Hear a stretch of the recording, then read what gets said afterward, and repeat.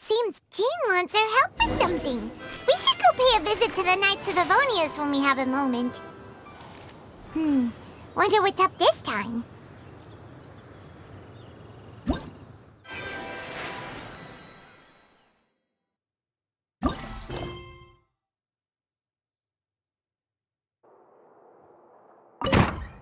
I see everything.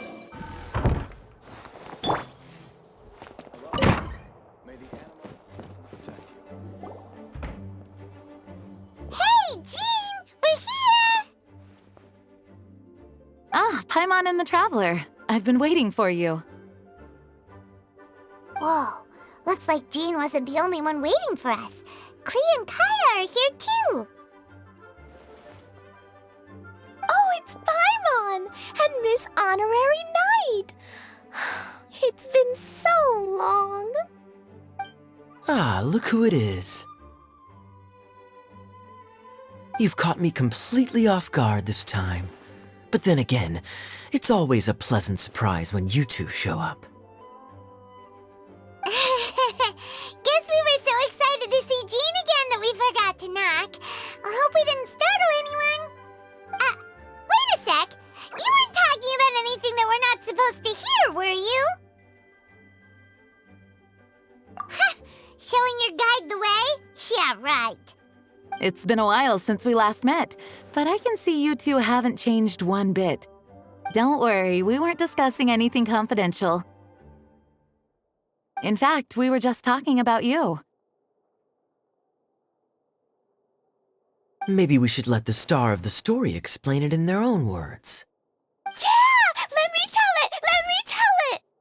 A few days ago, I was reading Todoko Tales in the solitary confinement room when all of a sudden, whoosh! A letter came flying in through the window. Flying through the window? How does a letter fly? Like a bird does. It was flapping its wings. It could even talk. It said, well, it was a bunch of stuff I didn't understand. You couldn't understand? Then it must have been talking about how to avoid solitary confinement.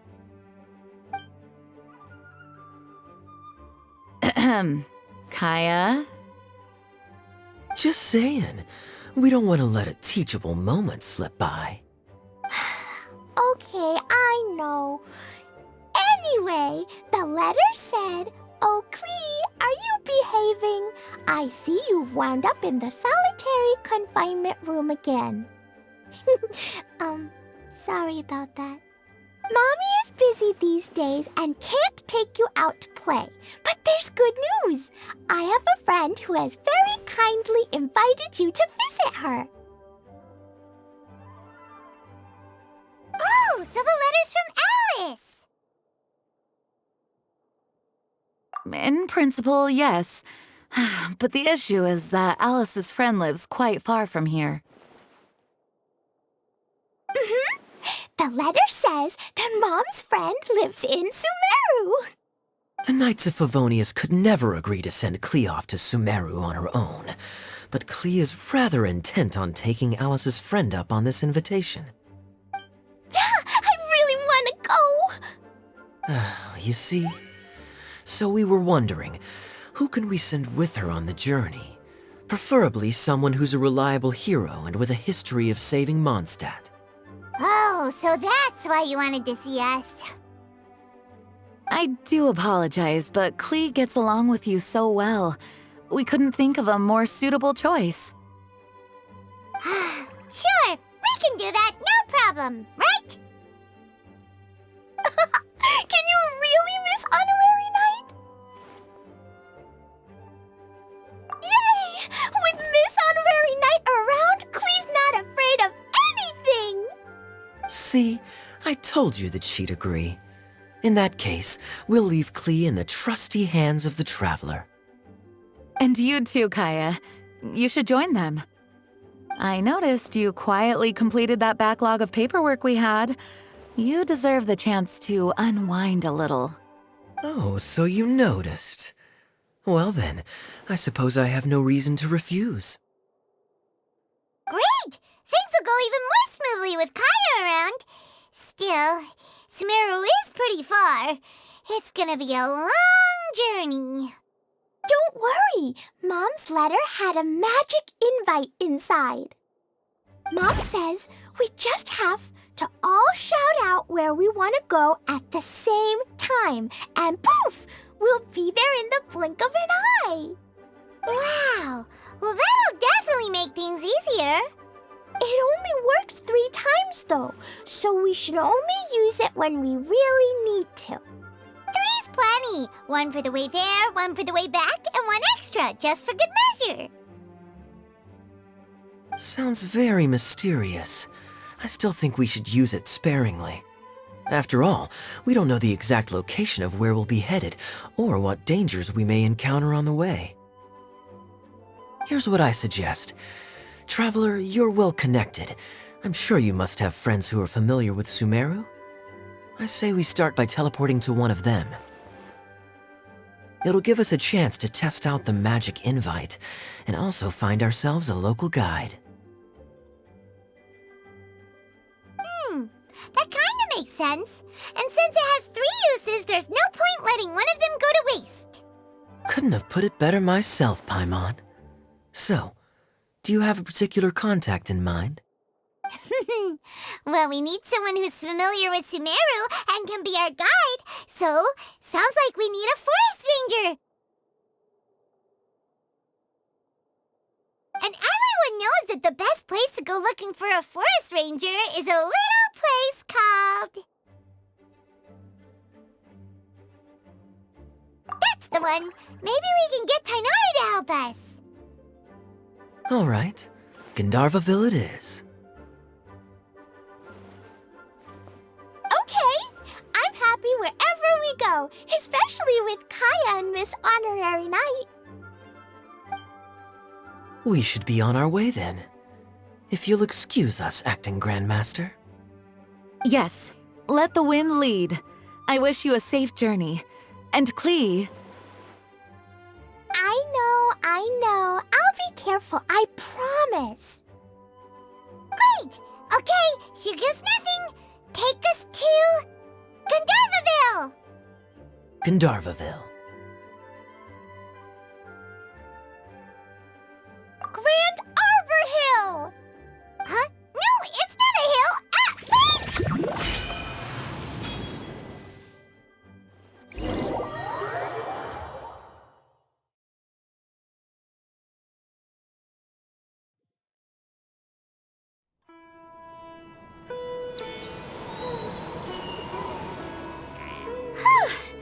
We made it.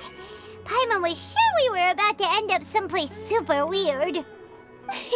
Sorry, it was an accident. It's okay, Klee. Good news is this magic invite really does work. Fascinating. One moment we're in Mondstadt, the next we're in Sumeru. So this is where Mom's friend lives? Wow, there are so many big flowers. Oh, and jumping mushrooms. Oh, you ain't seen nothing yet. Sumeru's full of strange stuff like this. Like,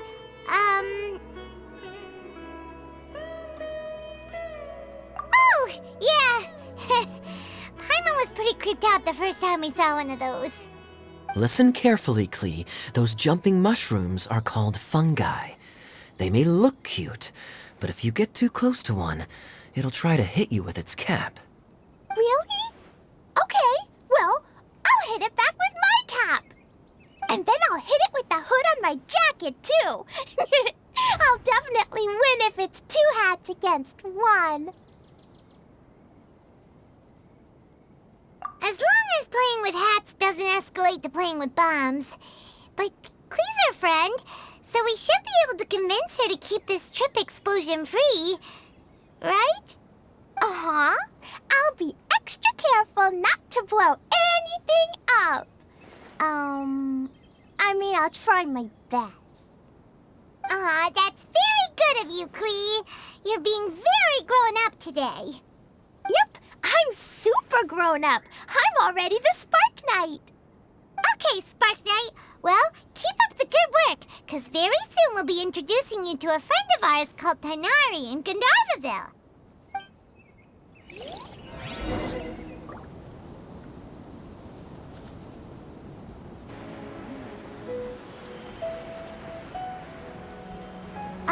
Hey, look! It's Kale! Huh? And is that Eula with her? What's she doing in Gandharvaville?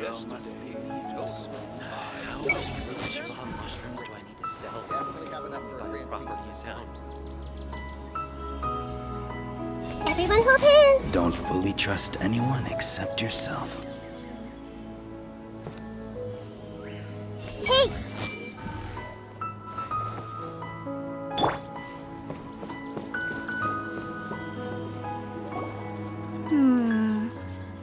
I've definitely heard the other forest rangers mention somebody dressed like that before. I see. Then it looks like my suspicions are correct. Who do we have here? Traveler and Paimon! Huh? Oh, Kaya and Klee are here too! Hi, Kale! It's been ages! Kale! Eula! What are you two doing here? Well, that question's really more for Eula. What a coincidence. I didn't expect to run into a fellow Favonian captain this far from Mondstadt. How's the vacation going? Seriously? Bring the whole crew, why don't you? Is it just Paimon, or does Eula not look particularly thrilled right now? Oh, cool! Great idea! Let's go! If you're trying to accommodate me, there must be some misunderstanding. I'm fine. There's nothing embarrassing about running into colleagues in the wild. But earlier you were... Great. Well, I'm sure there's a fascinating reason behind why you're all the way out here in Sumeru. Do share it with us.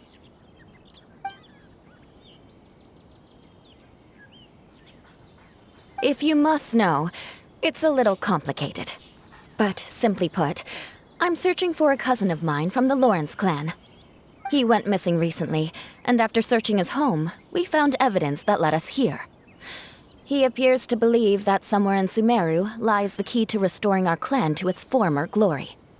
He came all the way to Sumeru for that? What was he going to do, enroll at the academia?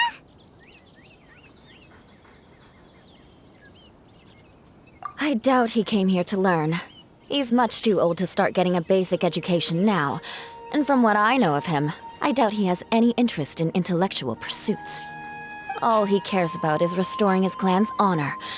Nothing wrong with that idea in principle, but I'm not certain how fanatical he is about it. So, there's no knowing what lengths he might go to. As a knight and a member of the Lawrence clan, it's my duty to make sure he doesn't bring harm to others. Oh-ho. If this is true, then your cousin is quite a man of action. Traveling alone to Sumeru from Mondstadt is no mean feat.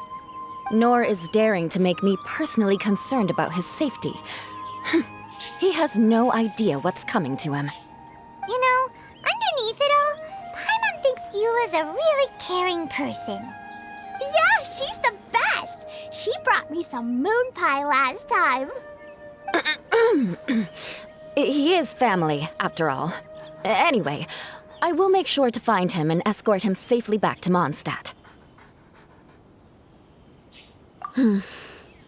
Now, back to you. How and why did you all suddenly show up here? I'm afraid that could be tricky. Master Tighnari is still at Pardis the Eye delivering his lectures. He isn't due back for a while. But I think I'll be able to help out. The description in the invitation letter is vague, but I'm pretty sure it's hinting at somewhere in the desert. The desert? Does that mean Mom's friend is from the desert? I guess I'll call her Auntie Desert for now. I remember Mahamatra Sino once told me a strange rumor about that part of the desert. They say there's a secret domain there that can make all of your wishes come true. Wait. He said I should just call him Sino. I keep forgetting that.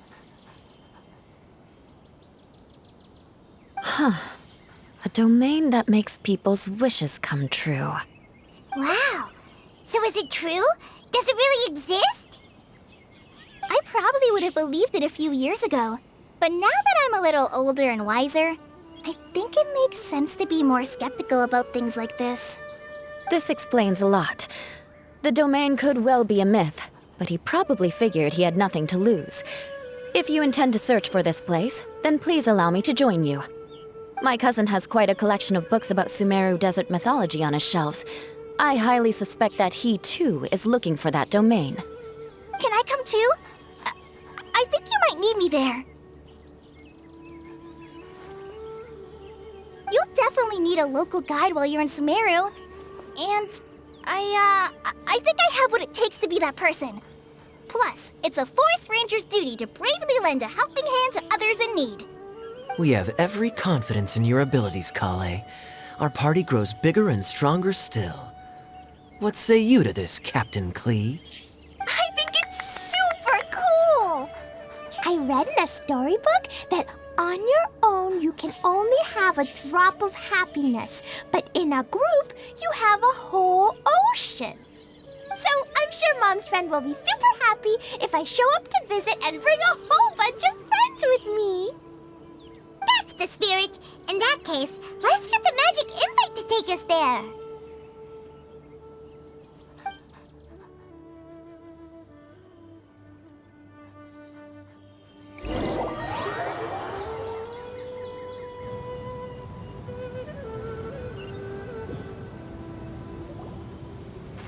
Whoa! This desert is huge!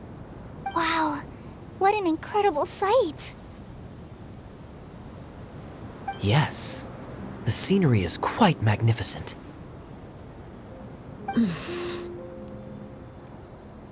Are you okay, Eula? You don't look so good. I'm fine. Just taking a moment to acclimatize. The air here is much drier than in Mondstadt. This area doesn't look very habitable, and I don't see a domain entrance nearby either. Oh no. I didn't pronounce the destination wrong. Did I? I mean, I don't think I did. Nope, you got it right. It definitely wasn't your fault. I said Gandharvaville wrong earlier, but we still ended up in the right place. Klee's right. We're in the right place. There's no doubt about that. Phew. Maybe the entrance is hidden under a sand dune. Who knows? We'll just have to start by looking around.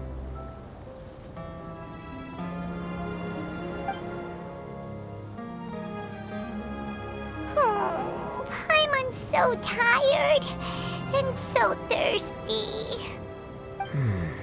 We should have found something by now. Unless there's a problem with the magic invite. Huh? How could that happen? Uh-oh. Did I break it by accident? But I didn't do anything. Todoko will back me up. I'm innocent. It's definitely not your fault, Klee. See?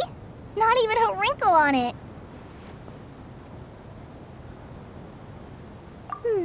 Does Miss Honorary Knight have an idea?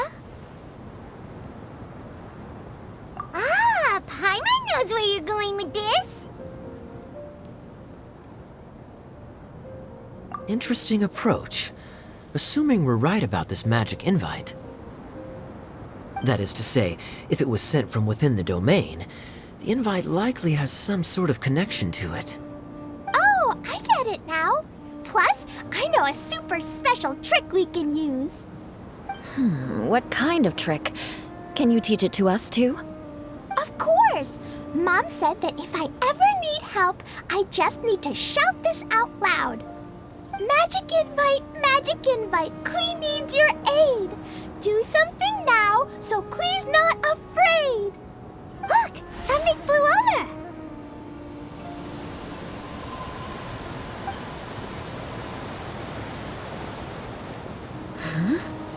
It looks like a bottle.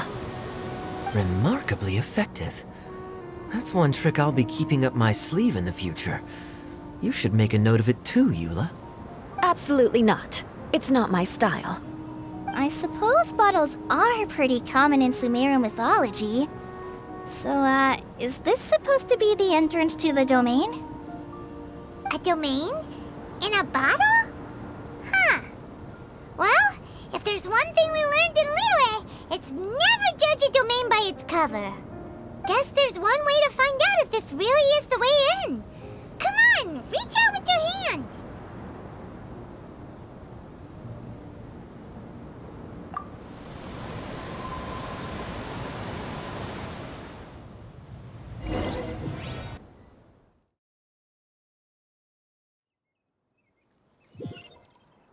We made it! Oh, that answers that question. There's a path! I'm gonna take a look! Hey, don't run off and leave us all behind.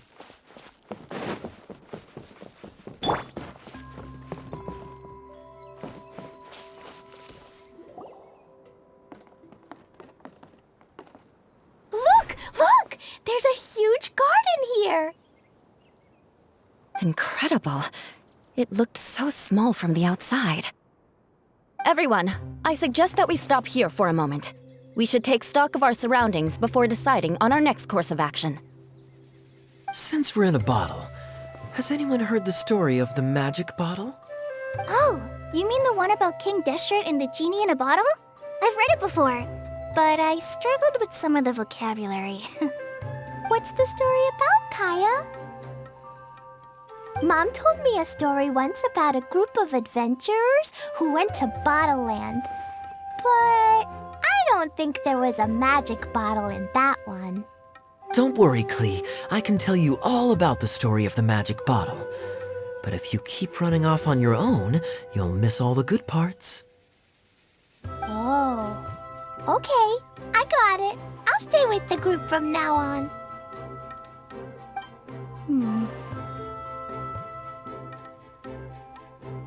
You sense it too, don't you, Kale? Something's not quite right. Yeah, the scenery here is beautiful, but it's too quiet. And there's no sign of Klee's Auntie Desert here anywhere. Maybe Auntie Desert lives way further down inside. This place is super big, just like Fischl's Immer Nachtreich. We still have a long way to go. Guess we won't know until we get there. Let's keep going. Hopefully we'll meet her soon.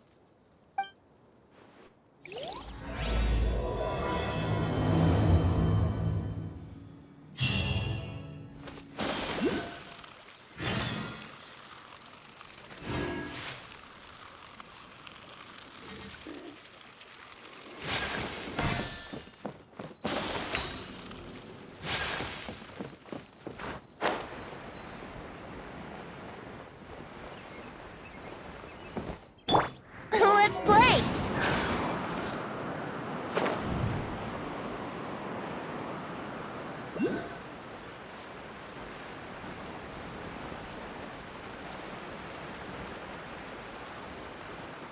It looks like no one set foot on this road for quite some time. I agree. And the further we get, the more I feel like this place is a whole lot bigger than we imagined. Hey, there's something strange up ahead. Let's check it out.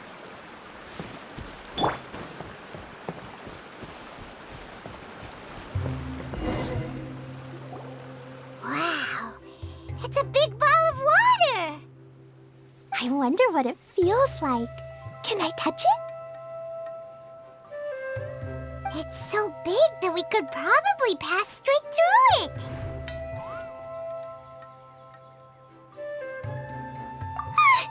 That's so scary! Stop giving Paimon the heebie-jeebies! Let's not touch it for now. We still don't know enough about our environment. But we can't just do nothing at all, because then nothing at all will happen. I have a feeling that this could be the core that sustains this entire bottle domain. In which case, the moment we touch it, this place will instantly revert to its original size, with all of us still inside. Yikes! Okay. Paimon won't touch it. Jeez. Kaya, are we really gonna get squished inside a bottle? Of course not, Klee. I'm sure the real core of this domain is hidden away in a very safe place. Somewhere like... over there, for example. I was so nervous that I didn't notice that big wheel at all. Wait, who goes there?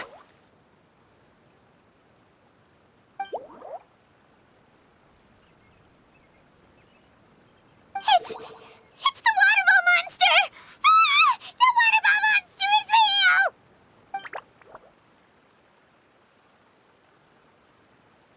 It doesn't seem hostile. In fact, don't you think it looks happy to see us? Really? You sure it's not gonna gobble up Paimon whole?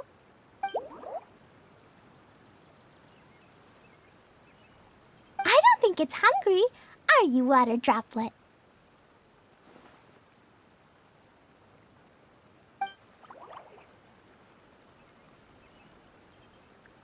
Oh dear. I don't know about anyone else, but I'm not understanding a word of this.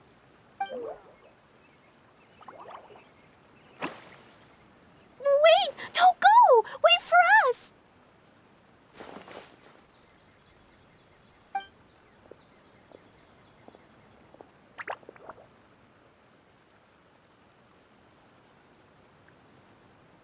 Why'd it stop?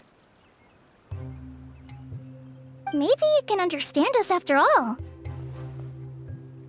Oh, I get it now. It's leading the way for us, just like the cats in Mondstadt. Like the cats? How so? When you're walking around in Mondstadt City, sometimes a cat will show up on the side of the road. It'll walk ahead of you for a while, and if you're curious enough to follow it, you'll soon find yourself in front of a fine establishment called... Exactly. So let's see where this water droplet takes us. It could be interesting.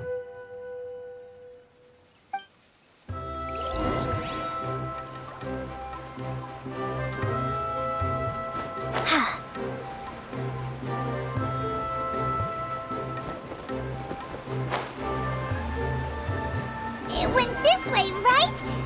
Oh, hope we haven't lost it. Did the water droplet go into that cave?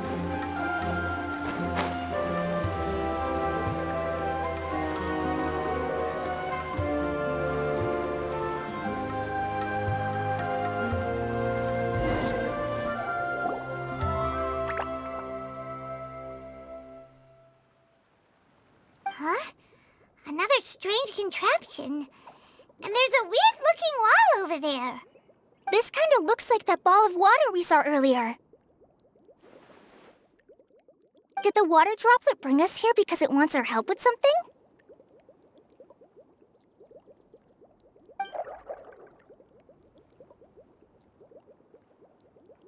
What? Your friend is trapped in the wall?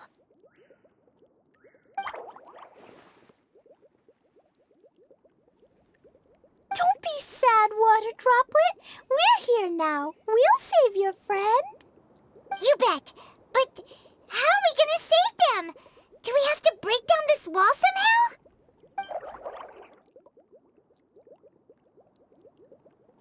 Nope, we can't do that.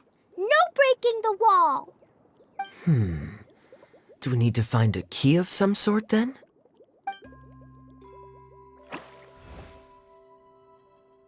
Oh no! Where'd it go?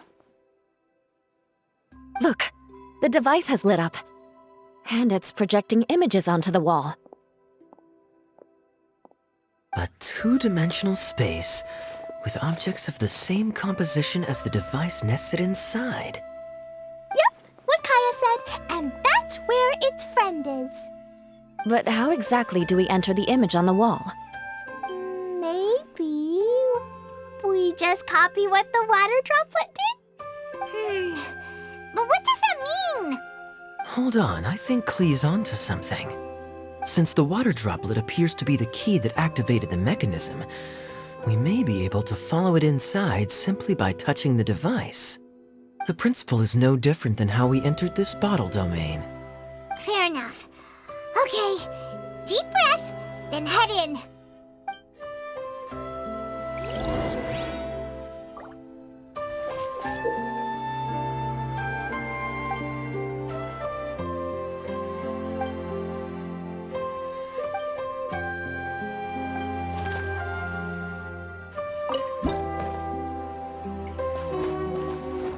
Whoa! You really entered the wall! Huh?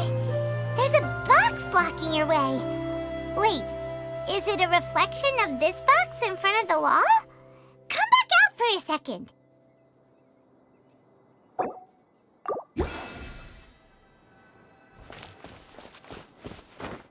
Aha! The box on the wall moved too!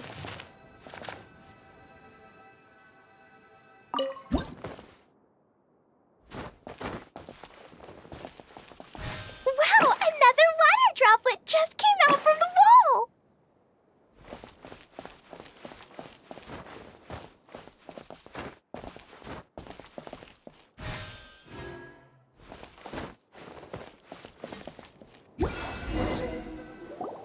It was flat as a pancake in there, but as soon as it came out, it turned all plump and round. Guess it makes sense that the water droplet's friend is also a water droplet. Aw, and they both do the same thing to show they're happy. Water droplet number 2 ran off.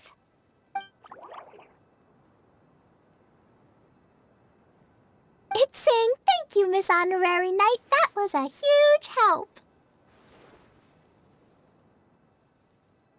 Traveler, how do you feel after entering that two-dimensional space? Any physical side effects? Quit while you're behind. You're clearly fine. Well, I'm just glad that you're okay. Good thing you is here to look out for everyone. Can't say the same for you, though, Kaya. You were pretty quick to send the traveler inside. Hey now, I only suggested that because I was confident that the traveler would be fine. Water droplet, is there anyone else here besides you and your friend?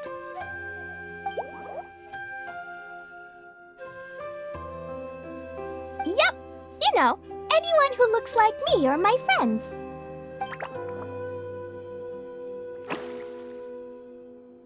Oh, it ran off again. Hopefully this is a good sign. Amazing. Come on, let's follow it.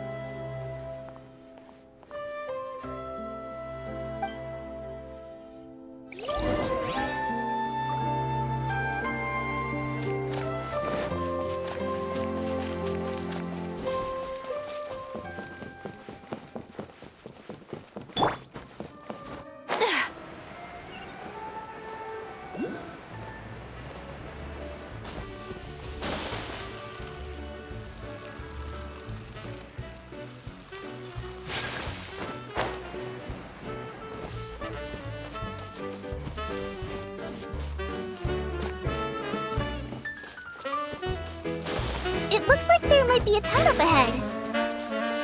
Huh. Maybe more people live in this domain than we thought. And maybe that's where Auntie Desert lives.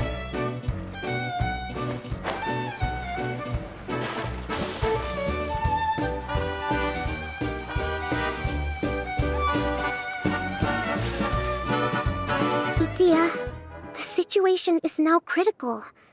Our window of opportunity to fix this is rapidly closing.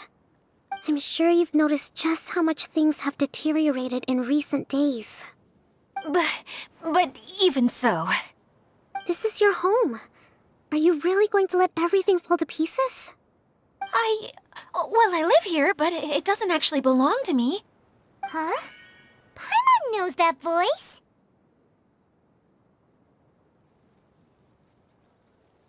Anyone else who comes into this domain in the future will take one look at the ruins before them and conclude that this place was abandoned years ago. But just imagine how different things could be if you maintain this domain in perfect condition. Whoever sets foot inside would witness a magical wonderland.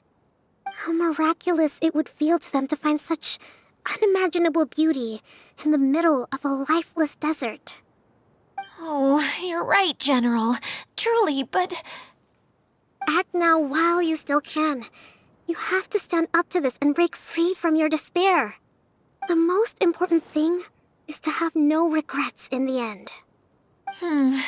Well, no one chooses to have regrets, do they? But I take your point. I'll try my best to stop running away. But the question remains of where to begin. Paimon's figured out who it is! Is it Miss Honorary Knight's friend from a faraway land?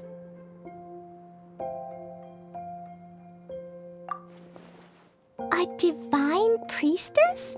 What's that? Is it a kind of mage?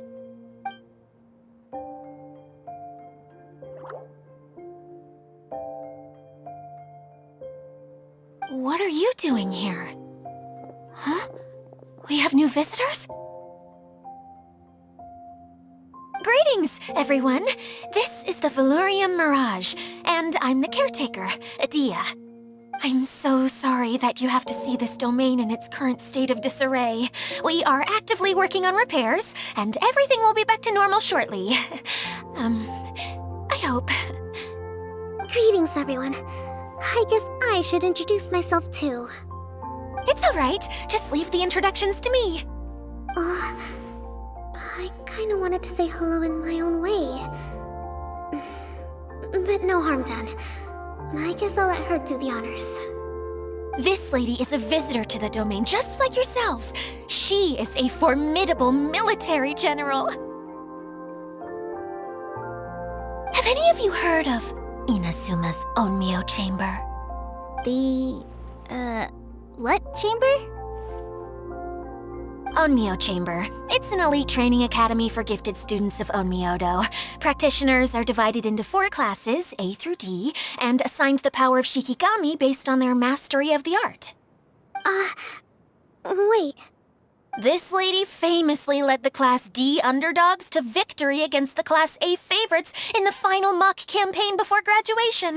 An astonishing feat that few in the history of the Academy have ever achieved. Hence, formidable general is no exaggeration. Isn't that right, General? What's wrong?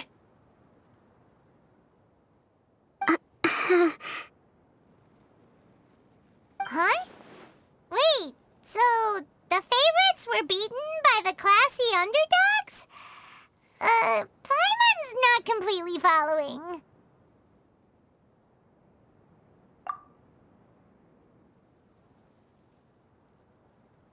That doesn't sound like the divine priestess Miss Honorary Knight was talking about. Uh-oh. Did she just get caught lying in front of someone she was trying to impress? Or maybe she uses a different identity in her private life, and this is the first time her friends are learning about it. Seems kind of embarrassing, but also kind of cool. I guess having someone else to introduce you is a good way to make an impression. Maybe I'd fit in better with everyone if I had a title too.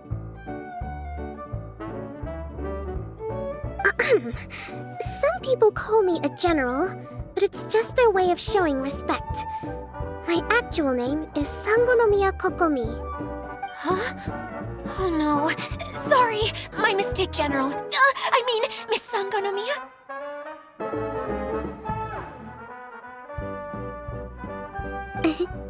Call me whatever you like, Itia.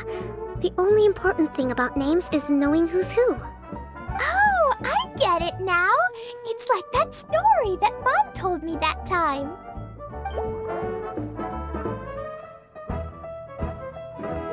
Klee can explain.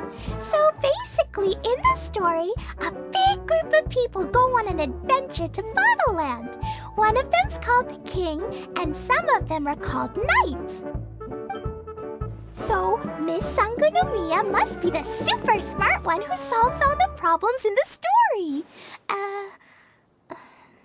What's that one called again? Perhaps a sage? Indeed. Wisdom is an important attribute found in military generals. Okay, well, I'll just call you that. Miss General it is. Fine by me. Sounds really cute, coming from you. At least, cuter than my pen name, that's for sure. Well then, how should I address the rest of you?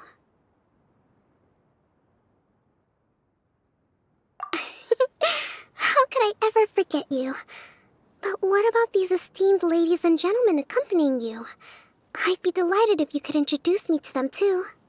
Wait, Klee wants a title too. Okay, got it. Klee wants to be a mage, the kind that flies around everywhere. Da-da-da! Whoosh! Kaya can be the master thief. Miss Honorary Knight can be... the knight. And Paimon will be the fairy who follows the knight everywhere. Master Thief, huh? I did like playing pirates as a child, so I suppose this is an apt role for me. And I must admit, the master part is a nice touch. Hold on a second. Are you saying the position of knight is now filled? Yula can be the sword master who can cut through anything and also gets to wear a super sparkly cape. That's more like it. And Kale can be... the healer.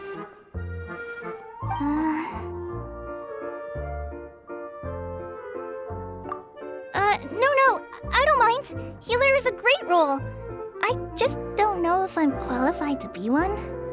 Whenever I'm thinking of titles for myself, I usually imagine myself as an adventurer or musician. I never thought I could be a healer. I mean, it feels like it should be Master Tainari's role, if anyone's. Don't worry, Kale. You'll be the bestest healer ever. You don't talk much, but you're very kind, just like the healers in Mom's stories. You'll do fine. I heard you're good with bandages. You can patch up a wound, can't you? I can pitch a tent. Maybe you heard wrong? But I'll do my best. It's my first day filling in for Master Tainari, but hopefully it's the first of many. This is a great idea. Once a new visitor arrives, they can assume a new identity, then add in some role-playing. Oh, we can't leave you out, Miss Adia. There are lots of characters in Mom's stories, but you don't remind me of any of them. That's perfectly okay. I already have a role here anyway, remember? I'm the caretaker. I got it! This wasn't in any of the stories, but you can be the mascot. Mascot? Klee, maybe you could think up an even better role for Miss Adia. A mascot, you say? Isn't that a character that doesn't have to actually do anything and sits around letting everyone else do all the important work? Incredible. You've seen right through me. Sounds like the idea of being lazy is pretty exciting to her. The mascot serves to maintain troop morale, Adia. Don't underestimate your role. Ah, all right. I'll be the mascot then.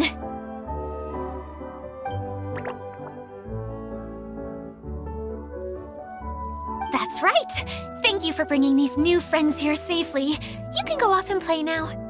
Thanks, Water Droplet. See ya!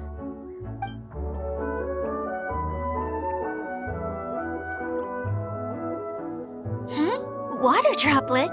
Is that your pet name for it? I suppose it's as accurate a nickname as any. We keep getting sidetracked, but I believe you were saying something about being in a difficult predicament. Is something wrong with the Veluria Mirage? Oh, yes, about that. I'm afraid the entire domain has recently sustained some significant damage. It was as if the whole world was suddenly flipped upside down. A few components went missing from the core, which sustains the domain, and the impact cascaded out from there. Needless to say, many things in the Valorium Mirage have now stopped working. Just days after I agreed to let my friend's daughter come and visit too. When she gets here and sees the state this place is in...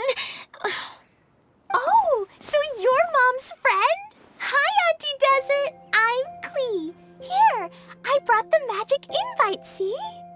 Huh? Wait, so you're... Look how dilated her pupils are. She must be very surprised. Yeah, and not in a good way. Mom's the one who sent me here. She's the strongest mage ever. She said that her friend lives in the desert. You live in the desert, so that must be you. Right, Auntie Desert? Ah, I see. So being a mage runs in the family. You're Alice's daughter? Oh, I just want the ground to swallow me up right now. Wait, that's it. I'll hide myself away in the core of the domain. Hide there until this all blows over. See you all in 100 years. Idia's really going through it. She's like a shriveled little forest fungus, hanging its head in shame. Kale? That's a harsh analogy. Where'd all that come from? Don't worry, Auntie Desert. Klee's here to help you. And all my friends will help too. Just take a deep breath. And then another deep breath. And all your worries will fly away. Yeah, don't you worry. Lady Fix-A-Lot over here has a good track record with this kind of thing. Well, I'm useless. But it looks like that won't matter with all you capable people around. Fantastic. Don't put yourself down, Adia. You're great too. Thanks for your encouragement. Anyway, for the time being, please talk amongst yourselves. That'll give me some time to think things through and maybe make a start on, delegating.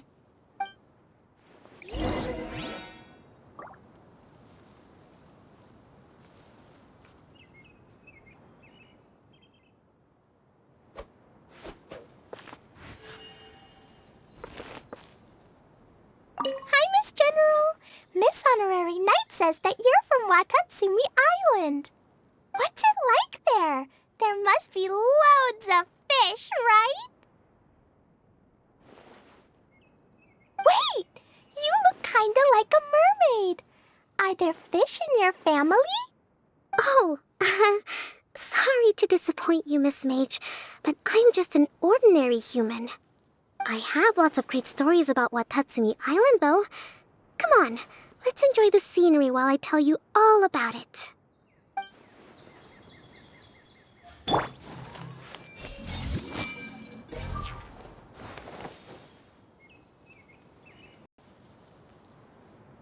Feeling nervous, Kale?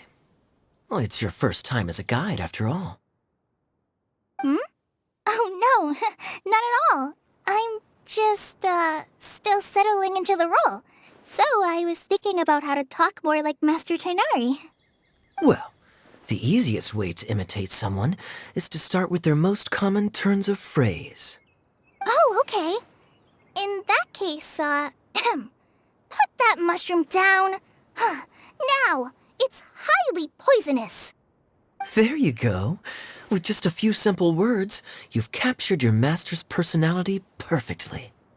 Anyway, what about your role? Don't you mind being the master thief? It doesn't sound like you're one of the good guys. Maybe not. Until you factor in that I only steal from the enemy. I think that's enough to make me one of the good guys. Don't you? Oh! Fair point, fair point.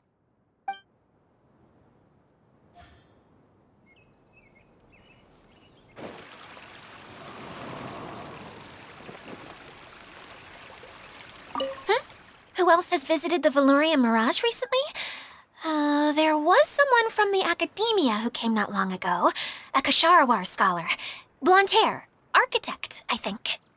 He was a huge help and redesigned many of the buildings here. Although he was always grumbling to himself, he was extremely diligent in his work. What a kind person. I could tell that was a sensitive soul, a lot like me. Sorry, please pretend you didn't hear that. I'm of course a very strong and resilient person. After him, an aristocrat from Mondstadt showed up, then Miss Sangonomiya. Unfortunately, everything here suddenly started changing before I had the chance to be a good host and show them around. Do you know where the Mondstadt aristocrat is now?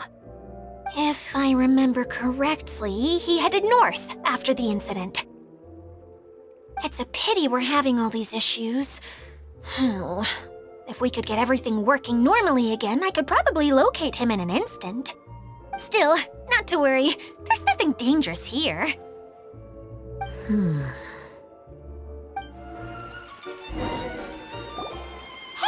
Idia, you got an update for us? We've all caught up with each other. Very well. Then please allow me, Idia, your mascot, to explain exactly what's happened here.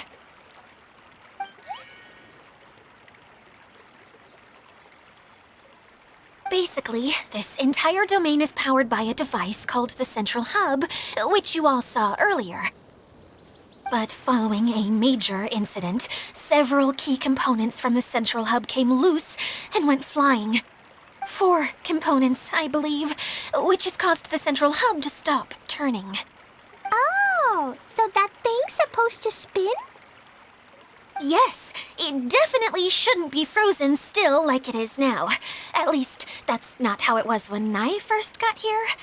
Oh, I've done such a terrible job of taking care of it, it's so embarrassing. Hey, everything's gonna be okay. So, we need to fix the big wheel up there. And to do that, we need to find the missing parts. Right. I do know where one of the parts is. It landed not too far away.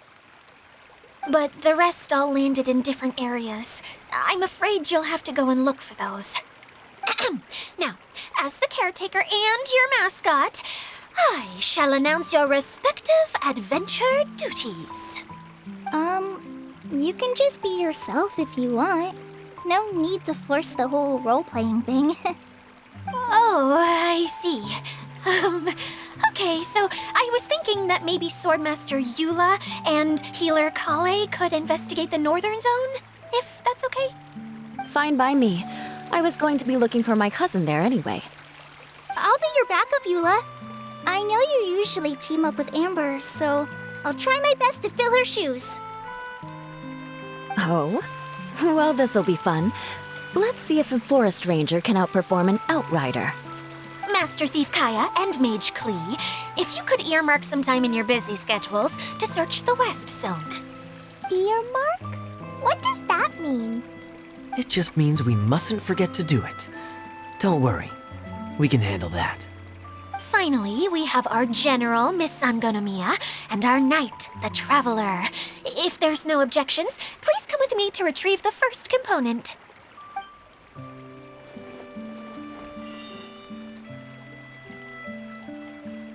Wow, spoken like a true knight. Then, for my part, my strategic mind is at your service. All right, well, if anyone finds anything, come back here and we'll regroup. Please take care while you're out on the road and look after each other, especially our little mage here. You got it. I'll take extra special care of Kaya. I'll be on my best behavior. Okay, we'll leave it there for now. You two, please follow me. I remember seeing it just behind the Central Hub. So, how come you didn't bring it back when you first saw it? I'd have been more than happy to, if this one component was enough to fix the whole domain. But with 3 other components to find, I suddenly felt overwhelmed by how much work needed doing. Paimon kinda gets that. Taking the first step is always the hardest part.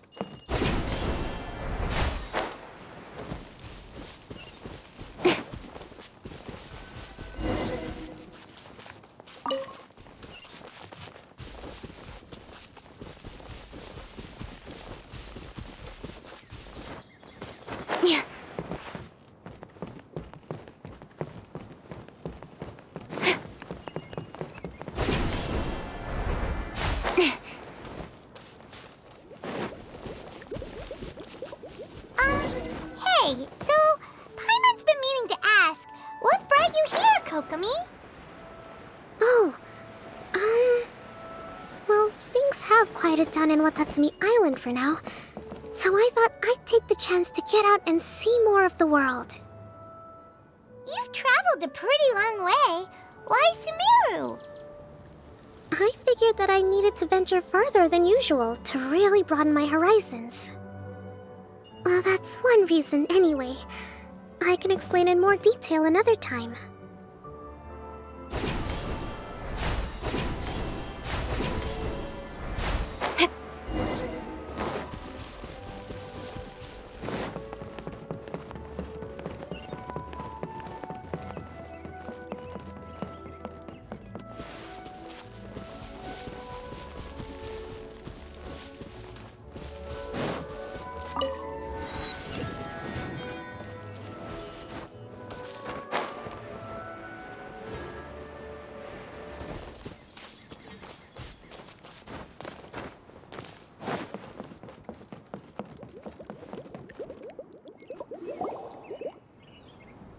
Okay, this is the spot.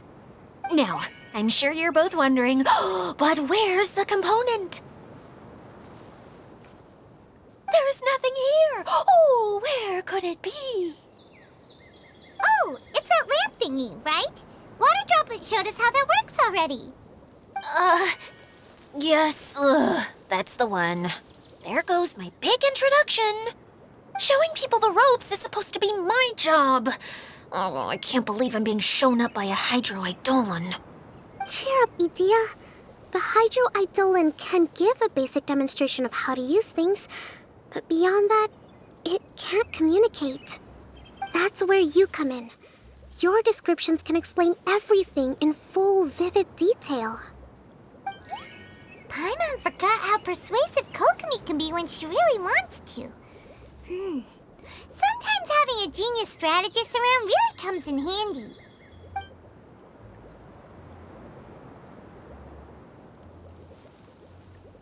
Oh, well, if you put it that way. Well then, just pretend like you've never seen it before, and I'll tell you all about it. This is called the streaming projector. Everything here in the Valurium Mirage was made using this device. All you need to do is place an item in the projector, and you can construct a corresponding item based on the shape of the original and your imagination. At least, I think that's what it used to do. With the domain in its current state, only its most basic functions are still operable. Okay, not quite that basic. At the moment, it's only able to show two-dimensional objects. I call them preprints. Think of it like a sort of draft or blueprint or something. So you're saying the component fell into the preprints? Yes, exactly. I'll leave you to go in and physically retrieve it. Well, I'll be out here rooting for you by doing a motivational dance. Really? No, sorry. I feel like I have two left feet when I try to dance. I guess I'll just find a place nearby to sit and wait patiently for you. Hey, come on! Cheer up! We'll handle everything from here!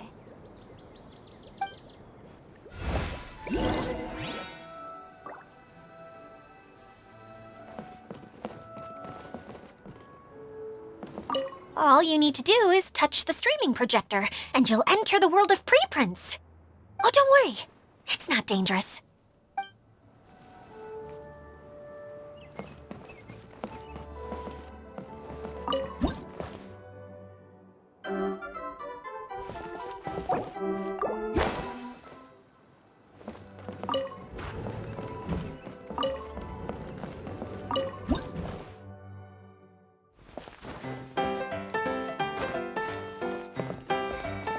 Doesn't look like the component is in here.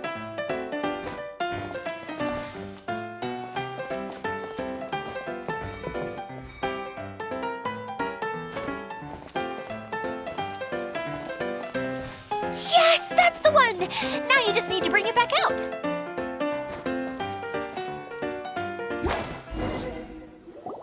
What is this thing anyway? Some kind of gear? And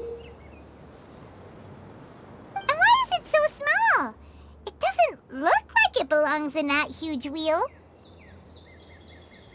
It's hard to explain, but I assure you that it's definitely one of the components. So that leaves 3 more components missing. Every journey begins with a first step. I think we're off to a good start, and things should keep going smoothly from here. You really think so? I suppose you're right. She did manage to defeat Class A at the Onmyo Chamber, after all. You don't need to keep bringing that up. Anyway, thank you for all your help. I'll take this and start trying to repair the central hub. You two may as well head back to town. Oh, why am I so clumsy? Once again, I was no help at all. The least I can do is try and handle the actual repairs.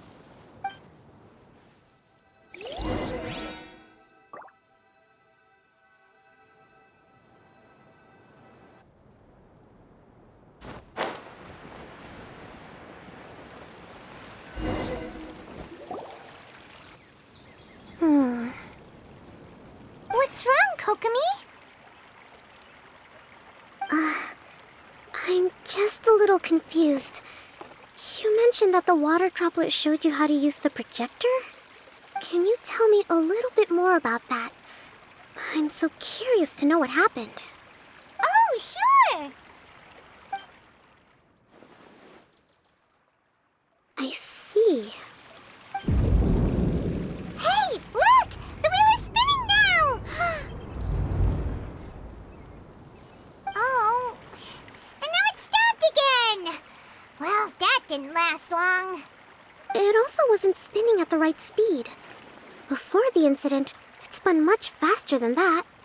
Oh, so you saw it back when it was still working? Yes, I arrived here a little earlier than the rest of you. But the incident took place not long after I entered. Like Idia said, it felt like the world was flipped upside down. Well, I don't know how else to describe it. And I certainly don't want to experience it again. No, it's no use. Seems it won't run until all the missing components are returned. For a moment there, when it started turning, I got excited. I thought that maybe the hub can work just fine without the other 3. Wishful thinking is only going to lead to disappointment, Idia. Let's stick to the plan. We'll get there. Hey! Miss Honorary Knight and Miss General are here. Oh, and our mascot.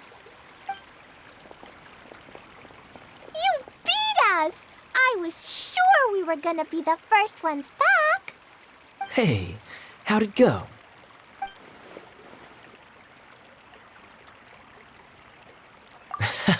Impressive. I doubt you'd find many other knights of such caliber even among the Knights of Favonius. How about our master thief and mage? Did you find anything? You bet! We made a huge discovery. The place we were trying to get to was blocked off. We couldn't see anything past it, and there was no way around. But then, just now, a huge canyon appeared out of nowhere, so we hurried back here. It appeared just now? Come and see, Miss Honorary Knight. Let's go on a canyon adventure. I'll sit this one out. I'm beat after trying to make those repairs. I need to take a break. Miss General, you should come too. You can hide behind me and give me smart advice while I protect you. Wonderful. It would be an honor to serve as advisor for our young mage. Let's go!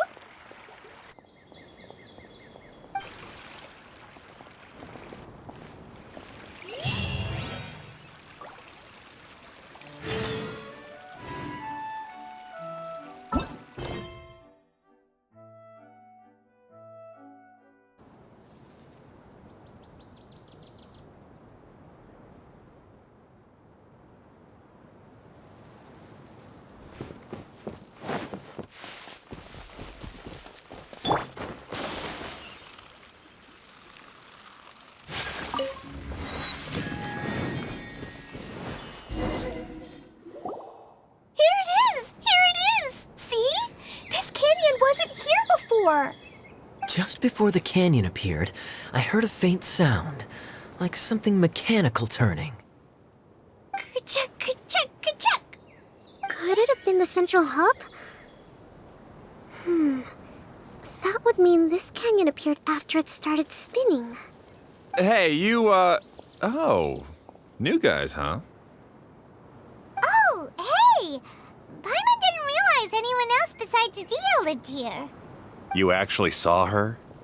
She's barely shown her face since everything started falling apart here. Excuse me for asking, but who are you? Oh, right. I didn't introduce myself. I'm Ferdinand. Me and my brothers look after this whole zone. Well, we used to, until this whole domain was, like, flipped upside down, or whatever. The method we were using to make the carts and tracks stopped working after that. Idia is working on repairing the domain. We were just with her before coming here. Really? Huh. I assume that she'd be curled up in a fetal position somewhere, hoping all her problems will magically disappear on their own. Good for her. Anyway, I checked all the stations around the whole circuit. They've all conked out. Conked out? How? Would you mind elaborating a little for us? But aren't you just travelers who stumbled upon this place by accident? Nuh-uh. I'm Mage Klee, Idia's helper. A mage? You? Allow me to explain. Okay, I gotcha. Well, right now the more helpers we got, the better, I guess. Anyway, our first priority is to get the carts here up and running again. Oh? And why is that? The roads here twist and turn so much that the best way to get around is by riding the rail tracks instead. Let me show you. This is what we used to make them. Did Dia bring you up to speed on these things? Yep. Basically, we need something that we can put inside that'll make a cart for us. Like what? Can it be anything as long as it looks like a cart? Yeah, you could put it that way. But one other thing is that it has to be compatible with the tracks. So, something like a sedan chair, maybe? But I'm not sure we have all the materials required to build one of those. How about you, Traveler? Any ideas?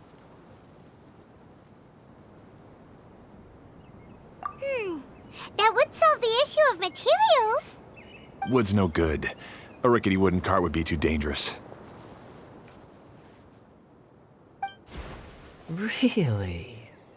Hey everyone, come and see what Klee made. Ta-da! Look! I made a cart! Wow! Amazing work, Klee! Whoa! It fits a track like a glove, too. Plus, it's a heck of a lot cuter than the ones that Dia made. I just wanted to give it a try, and suddenly, boom! There it was! Paimon's gotta ask, what exactly did you make your cart from, Klee? I used Jumpy Dumpty.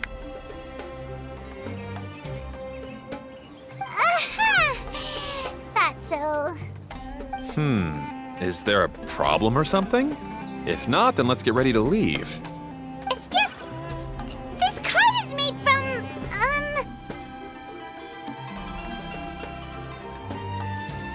It's a bomb or something, isn't it? Yeah, I gathered from your conversation that Jumpy Dumpty is a little more volatile than the cute name suggests. It's okay, though, because the end product only takes on the general look of the source material. So to be more specific, while different materials have different properties, most of them aren't transferred to, It's okay! No need to delve into the theoretical stuff. Paimon just wanted to make sure we aren't about to end up like the, flying fish of Starfell Lake. Huh? Can we ride the cart now? In a moment. We need a hydroidolin to power it up first.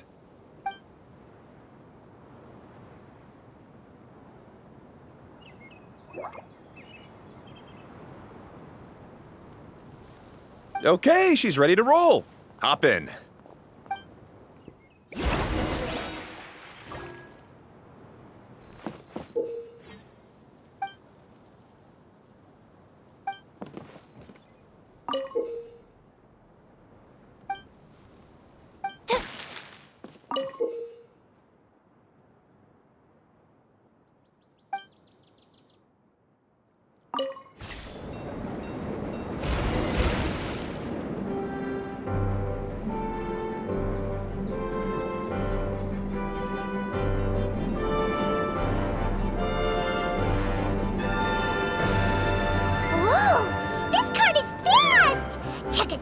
choo-choo! Woo woo! Yeah! I'm gonna call it the choo-choo cart!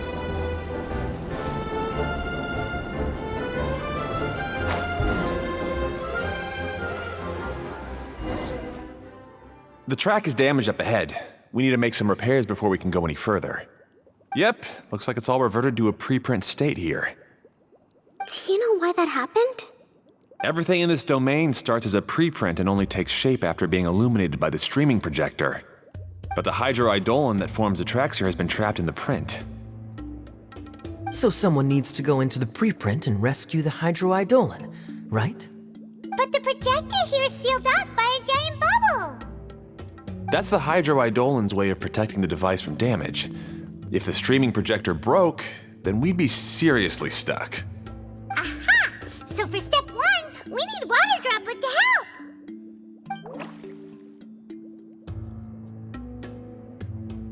Aw, it seems to really like that name!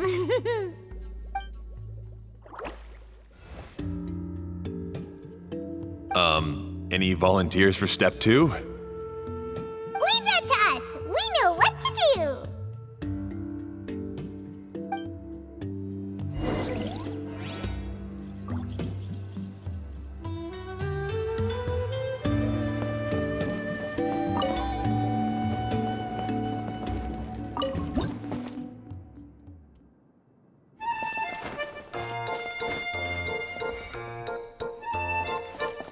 Aw, it's completely empty! Ah, so the hydroidolin was locked up in that chest. Yay! We saved 2 water droplets now!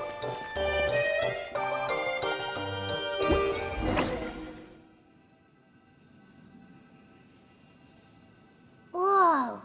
Water droplet just transformed into some new tracks! Good. Let's keep going then.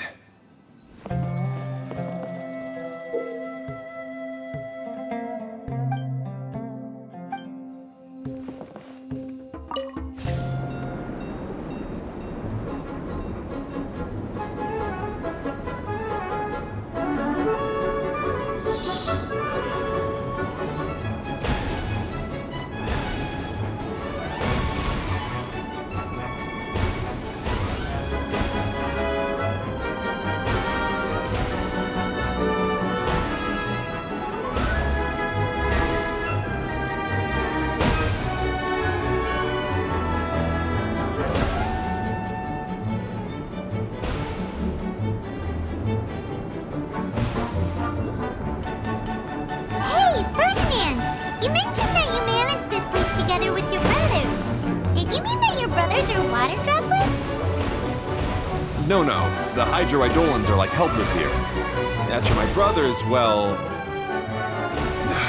those two. You'll meet them soon enough.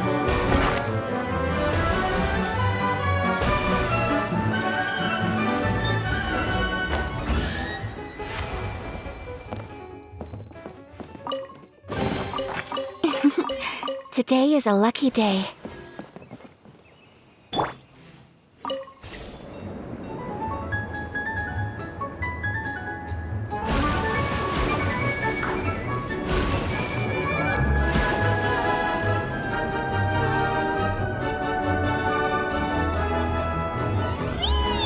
Look!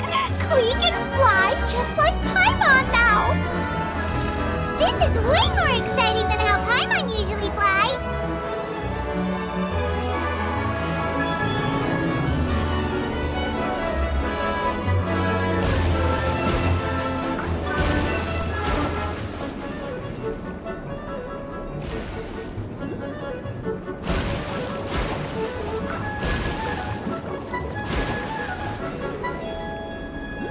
Seems we've just about finished repairing the station and the connecting tracks.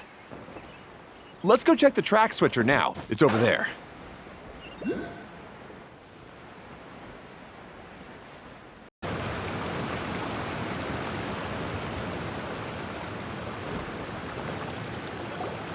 Oh! There's another spinny thing here! It's so big! But, not as big as the one we saw in the middle of this place? That one was huge. I bet it's something super important. I remember what Kaya said earlier. Very good, Klee! You're using what you saw earlier to make observations, like a real adventurer! It appears to be a system that rotates to switch tracks. That's right. Originally, all you had to do was flip this switch and the junction would rotate. But it seems Jeremy still hasn't fixed it yet. He sure talks big, but when it comes to actually getting things done... Is this Jeremy you mentioned one of your brothers? Yeah. When I talked to him about repairing the tracks, I suggested we start with the station, but he said we should start at the junction. Really, it made no difference which one we started with, but he just had to turn it into a huge argument. He always treats me like I'm a fool and disagrees with anything I say. Let's see what he has to say now that I've already fixed the tracks. If you ask me, you're clearly a sharp person, Ferdinand. Yes, finally someone who can recognize that, rather than just shrugging off my ideas. Come on, let's make our way to the junction and see what he's up to. I bet he's still fretting over what to do.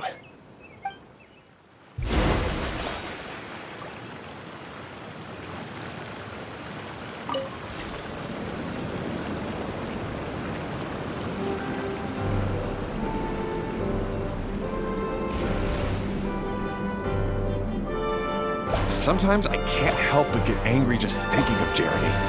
You should have seen him back in the sandstorm. I suggested we go east, and he argued that we should go west.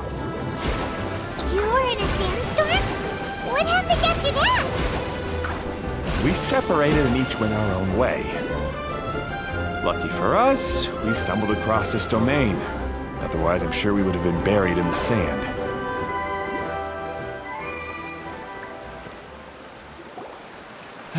Everything will get better once we get the switcher working again. Still stuck here just as I expected. Well, did you make any progress? Didn't I already tell you? Just have the hydroidolins fix the junction and then make a new cart. After that, we can use the junction to... Wait a minute, how did you get here? It took a lot of effort for me to climb all the way up here. The answer is standing right in front of you. Yeah, sure.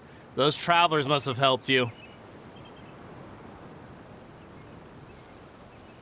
You never get anything done on your own. You always get someone else's help and then try to take the credit for yourself. You're one to talk. What have you managed to accomplish, huh? You were here just moping around all day. Whoa. They started arguing the moment they saw each other. But aren't they supposed to be brothers? Me? His brother? Hardly. All right, Jeremy. That's enough. Fine. I'd rather be focusing my efforts on fixing the track switch rather than arguing anyway. You should calm down too, Ferdinand. Let's all focus on the situation at hand. Any personal problems can be settled later. Fine.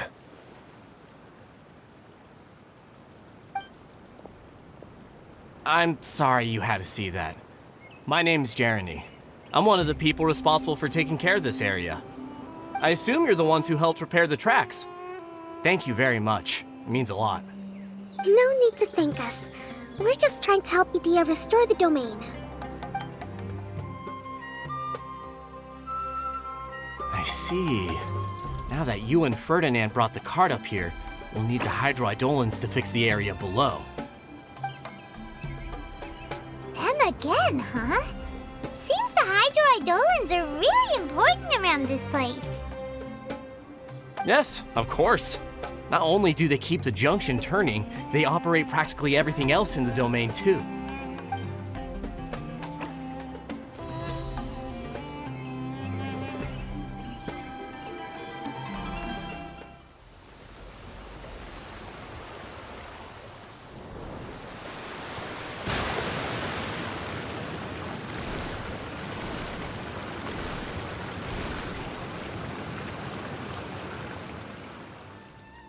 All right. Seems most of the tracks and junctions have been repaired now. Yep. So maybe it's time you give credit where credit is due, What? You think you deserve the credit? If anything, we should be thanking these travelers. You... Well, either way, you're not the one getting any credit. You're always quick to criticize my ideas and push your own, but you never actually get anything done. And what about you? Don't forget it was Hado and I who took care of the mess that one time you impulsively tried one of your brilliant ideas. Speaking of Hado, wasn't he with you? I left early this morning. I assumed he'd be with you. Seriously? Couldn't you have at least looked to see where he was before you left? Hey, come on! You didn't see him either, so what's your excuse?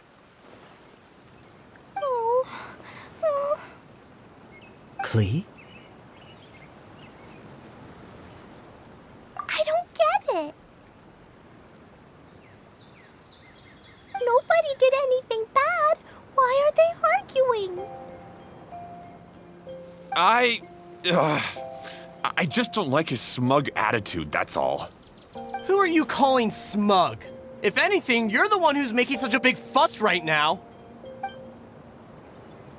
All right, I think we've heard enough from you two. If you insist on bickering, then I'd suggest you go somewhere else. Otherwise, I'll just cool you two off myself. Fine.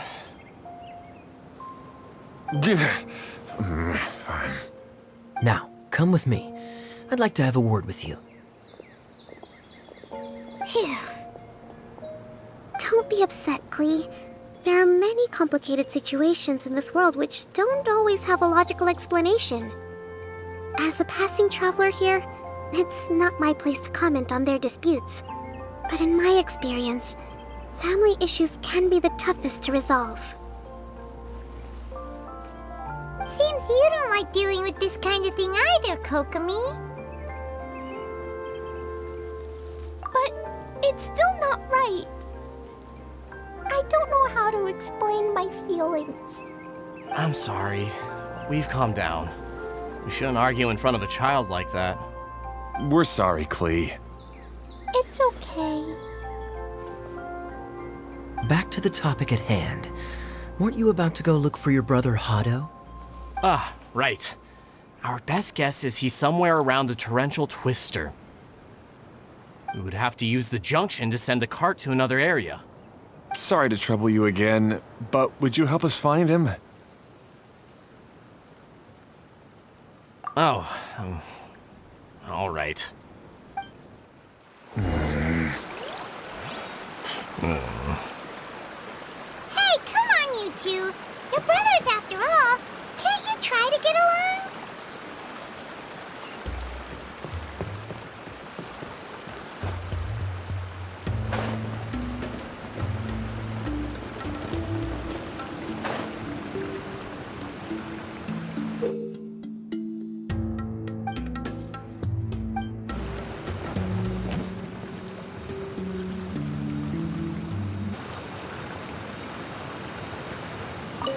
Okay, this is the end of this track segment. Otto should be nearby.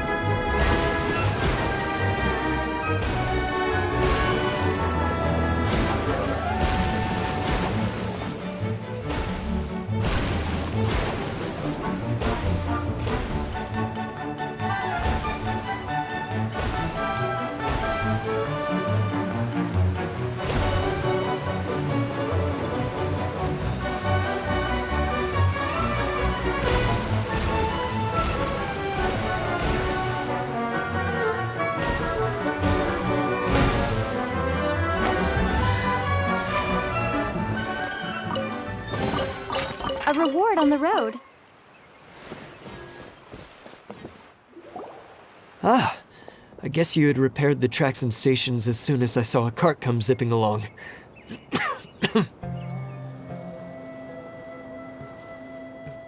Now that the tracks, station, and carts are all repaired, we're about ready to reopen Torrential Twister. It will be good to see my design back in action again. You're in no condition to be out running around like this, Hado. Yeah, but these are unusual circumstances. That's true, but you should stop to think things through. Exactly. If there's anything that needs to be done, you can just let Ferdinand and I take care of it. You and Ferdinand? Together? It would be a miracle for you two to do anything together without fighting. Hey, that's between Jeremy and me. No need to add fuel to the fire, okay? I'm not trying to make trouble. I'm just saying. Hey, Ferdinand. Oh, don't worry. We're not arguing, Klee. We're just, discussing some things. Are you and Jeremy worried about Hado? Why don't you just talk to him about it? Kaya's also worried about me sometimes, but he doesn't ever criticize me. You're right, but our relationship is much better than these guys. Well, our situation is a little different. Really? How so? We've been through this kind of thing before. If we didn't warn Hado, then he wouldn't take it seriously and something would eventually happen. As his brothers, we have to help him. But it doesn't look like you're helping. Huh? Maybe Klee doesn't understand everything. But my mommy told me that you help someone to make them feel happy, not to make yourself happy. Hado sure doesn't look very happy. Why don't you ask him what he needs? Klee's right, you know. You three need to open up and talk things through. You are brothers after all.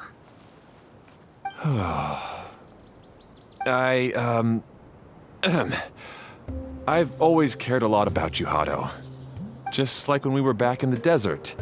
You suddenly passed out and Jeremy and I started arguing. Eventually, all three of us ended up in this domain. I'm just worried that something similar could happen again. If you were to pass out and with nobody around to help you. I know, but this domain is nowhere near as dangerous as the desert. I was thinking that if I could handle these problems myself, then you two wouldn't have to argue about anything.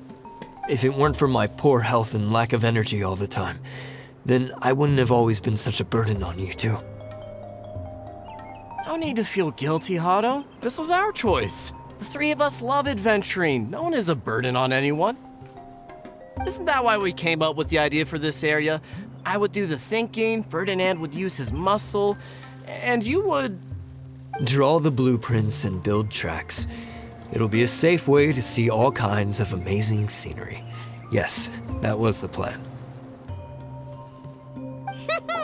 See? Doesn't it feel better just to get along? Hey, what are you trying to say? You make it sound like I've only been trying to talk myself up. The choo-choo cart is great, Ferdinand. Really? You know, Klee, having the car zip along the tracks was my idea. Yeah, what an amazing idea. You're so smart. Hey, Klee, do you want to ride even more fun carts? Yay! Let's ride more! Looks like all three of them are trying to win Klee's approval now. Klee hasn't realized it yet, but her innocent, childlike nature is very powerful. It can inspire and even help heal others. Hey everyone, please come with me.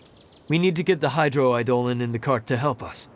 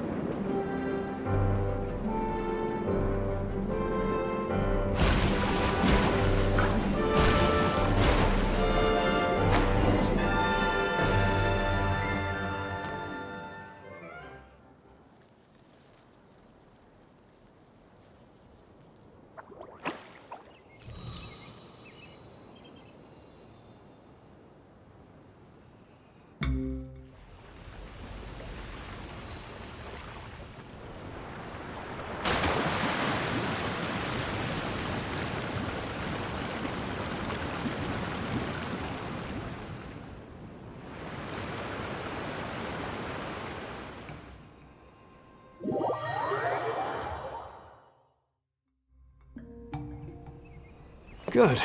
Torrential Twister is ready to run now. Let's go to the station at the start of the track.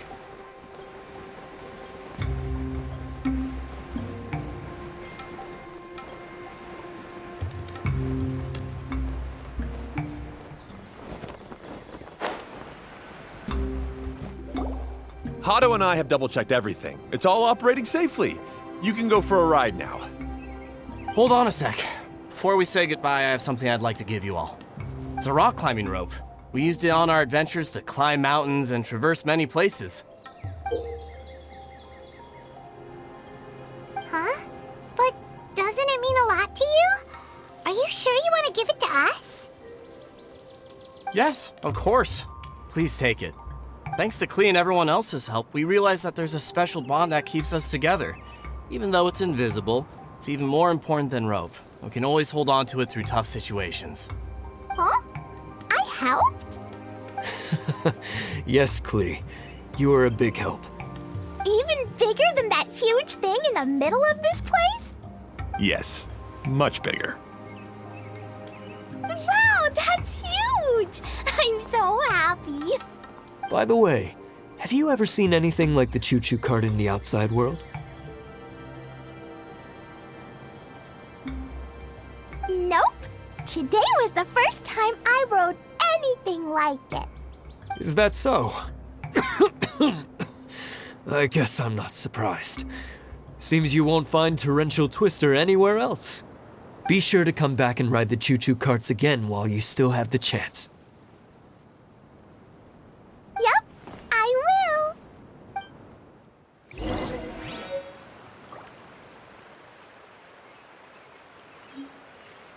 Thanks again. I have a feeling we'll get along much better now that we've learned to open up to each other. I suppose some things are simpler than they appear. The real problem all along was actually us.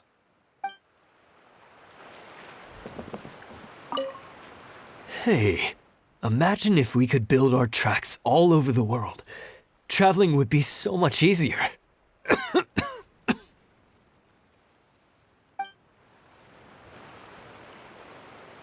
Be sure to come back and visit Torrential Twister again.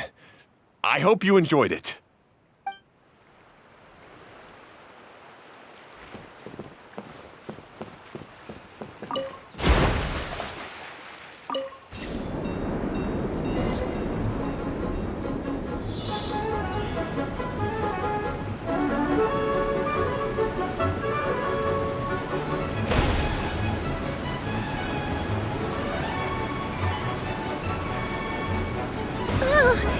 This is even higher than I expected. The drops are pretty steep too. Are you okay, Kokomi? If you're scared, just yell and let it out. We won't tell anyone. What happens in the bottle domain stays in the bottle domain.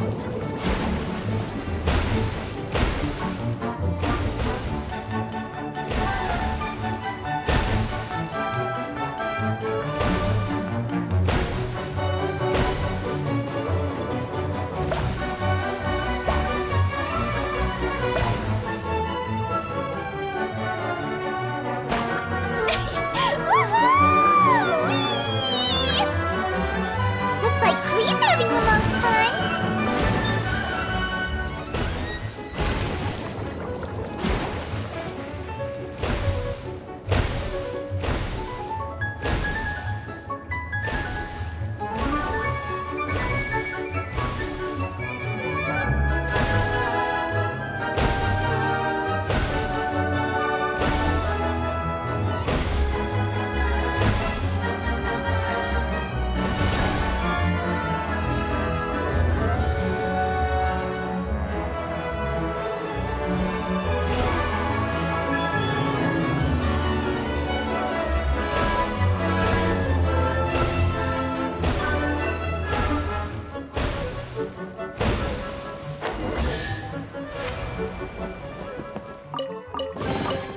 Is this an answer from this world?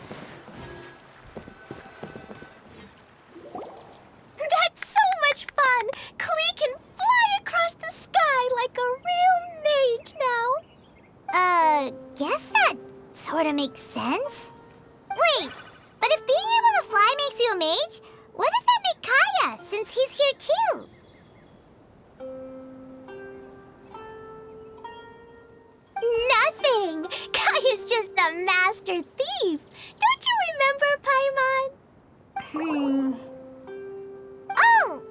right.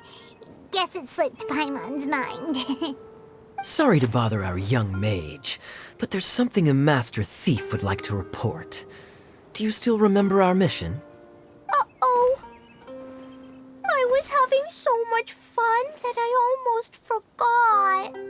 We're supposed to be helping Adia look for the missing components. But don't worry, I've already got one. You mean you snatched it when we weren't looking?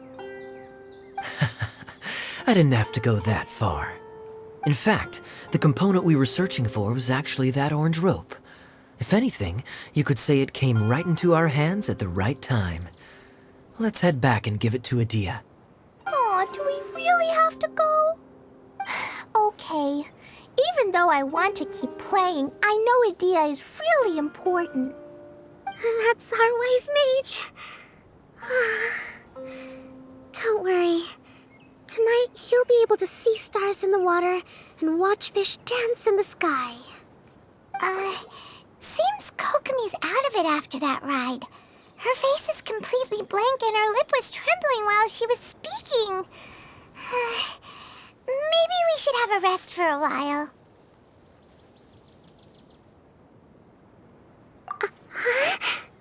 I thought I was keeping my composure pretty well.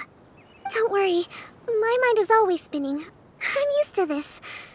We should head back to Idia. How about we hold hands, Miss General? Klee will give you energy.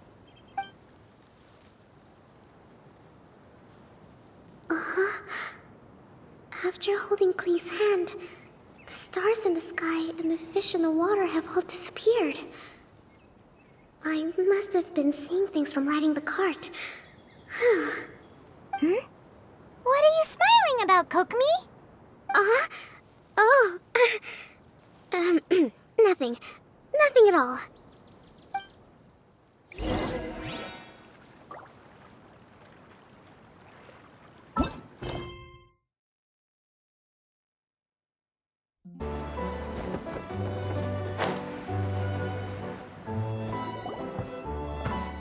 Welcome back!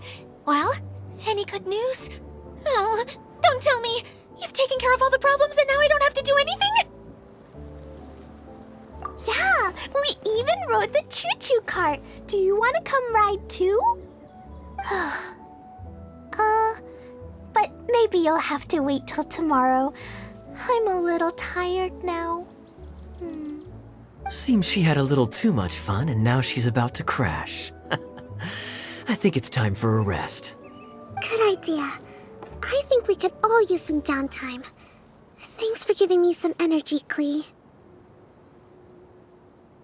Then we'll see you later.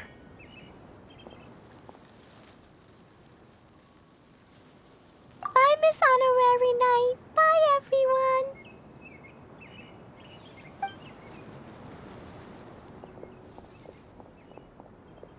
Well, it sounds like our young mage enjoyed herself. I'm so happy that she had a good time. So, back to the missing component. Did you bring it? You bet! Kaya said that the missing component was this orange climbing rope. Ah, it just occurred to me that you probably ran into the three brothers while you were in the canyon. If I remember correctly, the two eldest brothers were taking their sickly younger brother on adventures when they ran into a sandstorm and ended up here. They were all arguing with one another when they first arrived, but it wasn't long before they broke down and were huddled together in tears. They sure must have a lot of energy to keep up their bickering and adventuring every day. I'm a little worried about them, yet quite envious of all that energy. You almost sound as if you're reminiscing about old friends, Idia.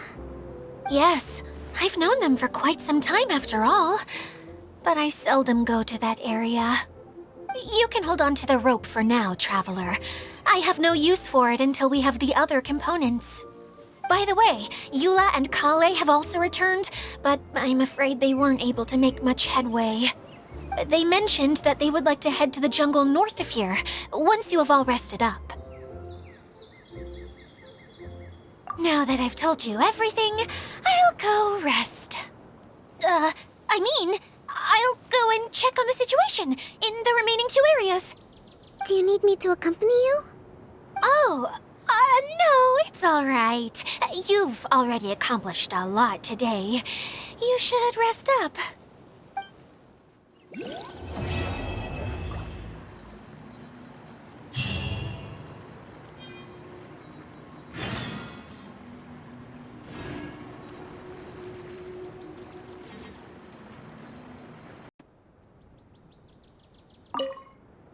Glee said that they discovered some mysterious tracks that you can ride on using a super fun choo-choo cart.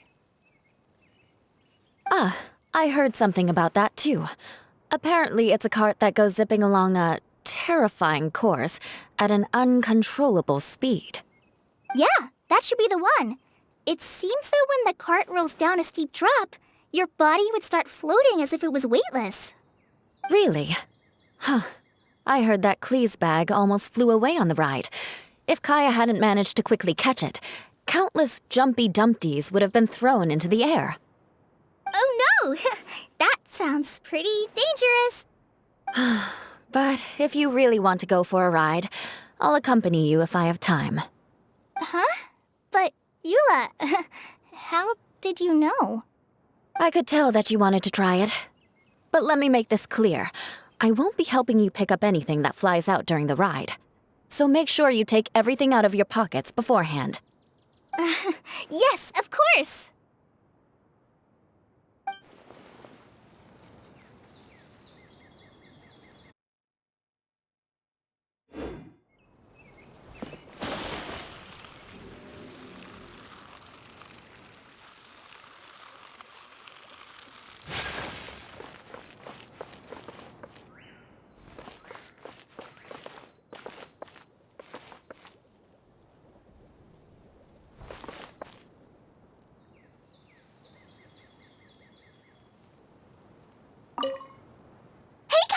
You promised to tell me the story about the genie in a bottle if I didn't run off, remember?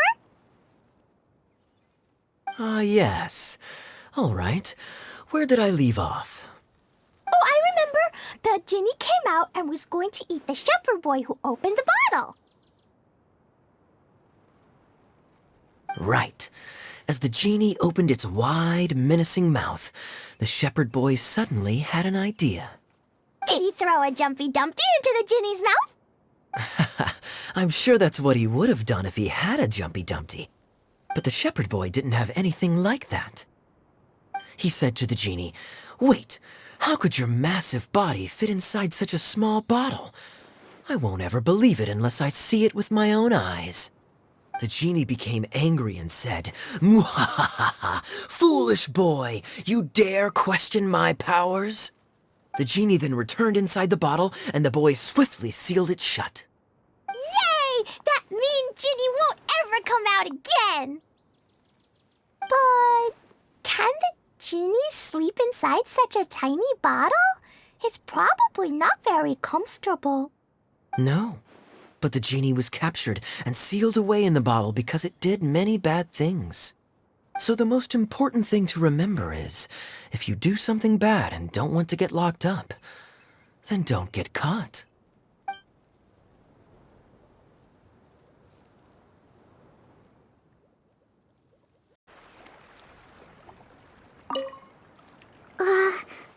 What was it that I said at the end of our ride in the choo-choo cart?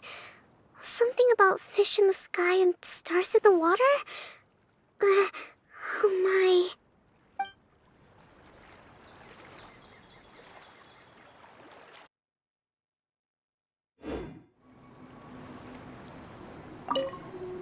Who would have known I'd find myself in such a mess? Oh, after all that talk with Alice about letting her daughter visit too. But just as the general said, if we can restore the domain, then...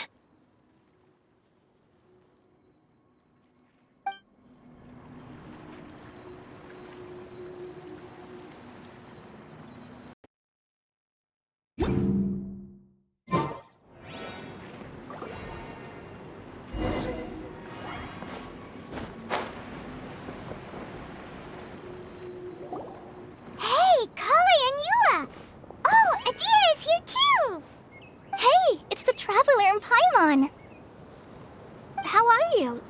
rest well?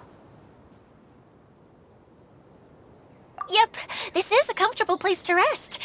I guess that's one thing here that's better than the desert. But other than that, there's not much going for this place. Saying things like that isn't going to help, Adia. But it's the truth. The desert is full of terrible memories for me. Being there was like... yeah, like wading through thick mud. That's a weird way to put it. Actually, if you hadn't mentioned it, Paimon would have already forgotten that this domain is in the desert. I know what you mean. The air here isn't at all like the desert. It's very humid, almost as if we're in the rainforest. It's a very familiar feeling for me. Everyone looks well rested. If you're ready, we can start making our way to the jungle north of here. Good luck, everyone! I'll be rooting for you! Hold on. I said we, didn't I? No need to say goodbye, because you're coming too. Huh? But wait, I'm just the mascot! You can't back out this time, Adia. The manager of the fairgrounds is waiting to see you. She said Adia is the only person who could help. Yes, Kale and I discovered a fairgrounds in the forest. The person in charge of it seems to be a Spontamod scholar. A scholar? But what's she doing there? Researching the forest ley lines? Oh, I wish there were ley lines here that I could ever study. Anyway, I know who you're talking about. I'd better come along then.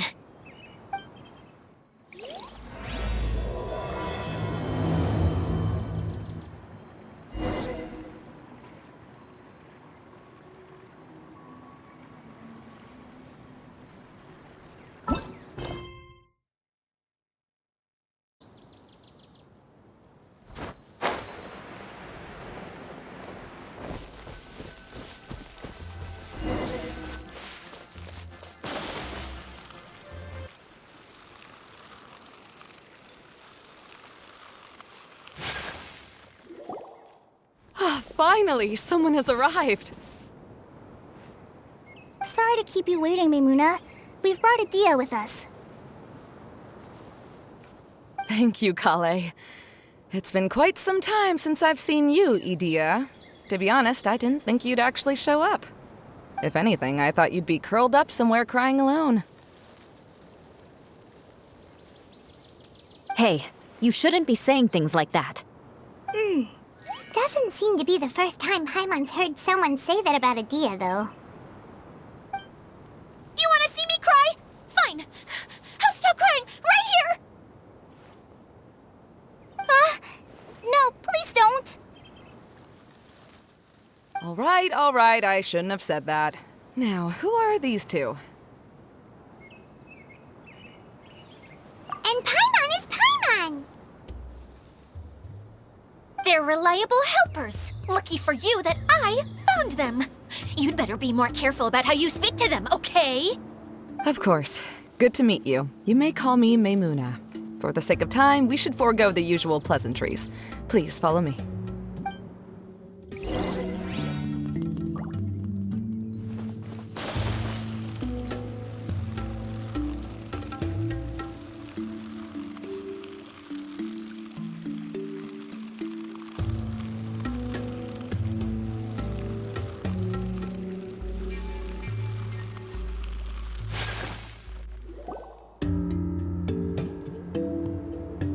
Wow! Look at that huge tent! Amazing, isn't it? I helped make it. What fun would a fairground be without a tent, right? Really? Paimon knew you couldn't be so pathetic. You just act modest all the time to hide your actual abilities. Huh? What is it, Kale? Sorry. I'm not sure if I should tell you. I'm afraid it might dampen the mood. That's not important. Please, just speak your mind. Well, there are lots of vendor booths set up here. but there's no one running them. In fact, there's no one at this fair at all. It looks pretty deserted. The truth is, this used to be an exciting and bustling place. But just a few days ago, something happened, and it seemed like... Like, the world was suddenly flipped upside down? Yes, exactly. Something fell from the central hub into the tent and knocked down the crystal light that was hanging at the top. Oh, the crystal light. Mm-hmm. I remember a certain someone said that we should have beautiful lights to celebrate at a fair, and made us that crystal light. But once the light fell, the tent became a complete mess and the Hydro-Eidolons were trapped inside. Just when I was at my wit's end, a man from the Lawrence clan came and offered his assistance. Wait, he offered to help you? Yes, and he refused to listen to any of my warnings. He just walked straight into the tent, and then... Yes? And then? Yeah! Don't leave us hanging here! What happened? And that's it.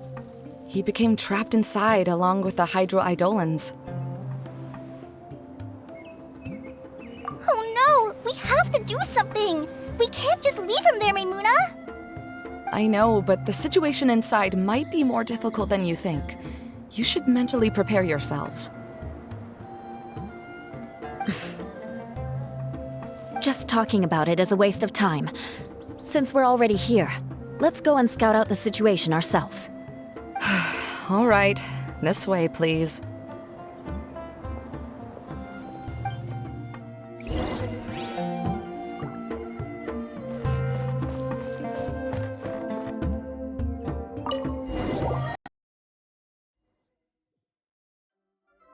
There used to be a large stage inside, but after everything got shaken up, it seems the very nature of the entire place was altered. The lamps and crystal light that were hanging above have all fallen down, which makes repairs near impossible. Wait, so you mean it's difficult to move around in there? Yes, mainly because of the lights. Do any of you have experience being on stage? Once the stage lights turn on, everyone's attention is focused on you. I can't stand that feeling. Having everyone's attention focused solely on me would just make me feel terrible. Me too! I'm no good at speaking in front of people. And then to have everyone staring at you? Oh, just the thought of it makes me shudder. Sounds like you have some things you haven't been able to let go of yet. Please don't laugh. I'm trying my best to change that, but there are still some things I can't overcome. Like when there's a lot of people around, or when people are staring at me. No, there's nothing funny about that. And you know what? It's not a bad thing to care when other people are looking. That's my opinion anyway. Think about it. Only people who have high standards for themselves would worry about failing to meet others' expectations. You have many good qualities, Kale. I bet if you had to learn dance since childhood like myself, then you'd be an even better dancer than me. No way! That would be impossible. I can relate. I know exactly how she feels. Maybe we should find a time for you to learn with me. And one day, you will become an outstanding dancer too. By that time, you'll be so focused on performing your beautiful moves that you'll no longer worry about an audience watching you. Wow. You are so passionate about this that she's practically glowing now. Really? You do that? You wouldn't think I look stupid and secretly laugh at me, would you? You really think I'm that kind of person? Fine. Vengeance will be mine. Oh, no! Of course not. Alright, please teach me. Seems there's no need for me to warn you again. Anyway, you just need to open the curtain and you'll be able to see the stage.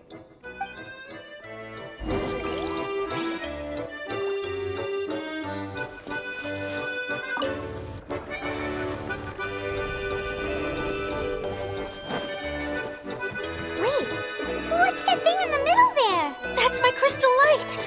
It's locked up. Well, let's figure out a way to fix this.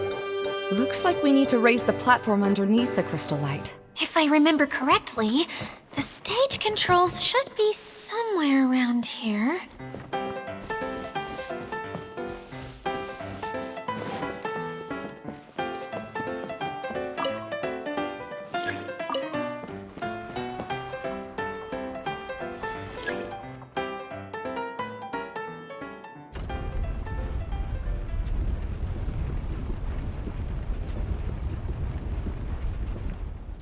It seems we have to use the colorful lens to make the light change colors.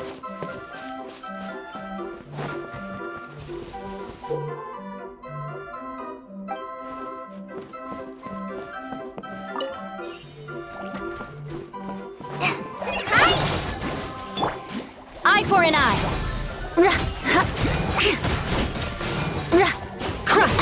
Beg for mercy.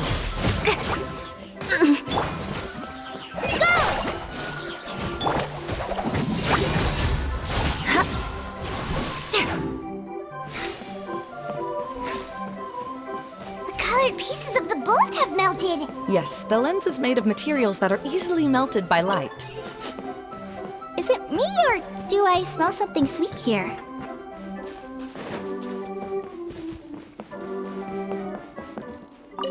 That's one way of shining new light on the problem. Hey, Maimuna, do you happen to know someone named Sino? No, never heard that name before. Why do you ask? Oh, never mind then. I was just thinking you two would have a lot in common. Back to the situation at hand. We should probably head into the passageway that opened now.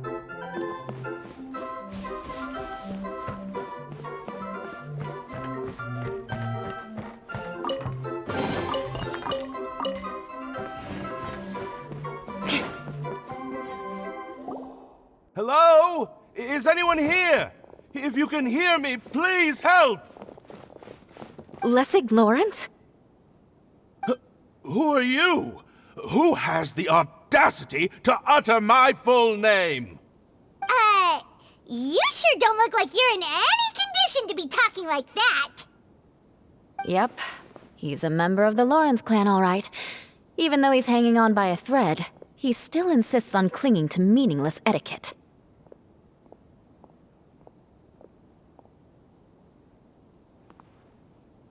You. What are you doing here? Huh. Have you come here to mock me, Eula? If you would just think for a moment, it should be pretty obvious why we are here. Yet, now you're intentionally trying to provoke me? Of course, you don't have to accept my help. After all, aristocrats are naturally superior and need no help from others. Yes, thanks for the reminder. I don't need help from the likes of you. I don't think he really means it, Eula. His tone was harsh, but he keeps glancing at you from the corner of his eyes. It's my opinion as the healer that he needs help. Okay. He's been trapped for so long that it seems he's forgotten how to hold a decent conversation. How ridiculous. Let's go. We'll leave the stage to this person who'd rather save face than save his own life. Hey, no, wait! Halt! You cannot just leave me here. We're both of the Lawrence bloodline, after all. Helping me when necessary certainly won't tarnish your prestige. If anything, my embarrassing predicament will be overshadowed by your virtuous deed. We must uphold the prestige and dignity of the family.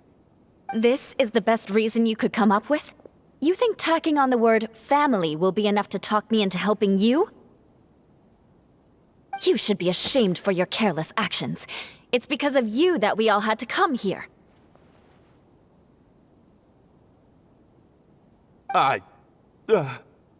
Seems everyone in the Lawrence clan is this way. They'll do anything to save face. All right. Looks like it's time for the mascot to step in. Here you go. One for Eula, and one for Lessig. What is this? Candy? Thanks. Oh, the smell! It's just like the aroma I smelled coming from the lens. Yes, that's right. Enjoying something sweet always lightens the mood. Oh, thank you, Miss Mascot. I certainly do feel much better now. So he's willing to thank someone else, but not me. Eula has been worrying about you the past few days and asked me several times regarding how to find you. But now that you two have been reunited, I won't have to keep answering her questions anymore. Oh, I'm so happy. Let me clarify one thing. I don't care what happens to him. If you're going to keep saying nonsense like this, then... Eula will never admit that she actually cares about him. Yeah, you're probably right. If you're going to keep saying nonsense like this, then at least give me another piece of candy. Hmm? Oh, sure. I still have more. Sorry. I admit my mistake. I know I've caused heaps of trouble for all of you. Why couldn't you have just said that earlier? I'm back. Oh? Have you already finished catching up? Why are you all looking at me? Oh, nothing. Don't mind us. All right, then let's clean things up here and keep working our way toward getting the crystal light fixed. Ah, there's no need to push yourself in your condition, Lessig. I'll take him and find some place for him to rest. I happen to be a little tired myself. All right. I'll leave my cousin to you then. You'd better rest up and regain your strength before we settle things, Lessig.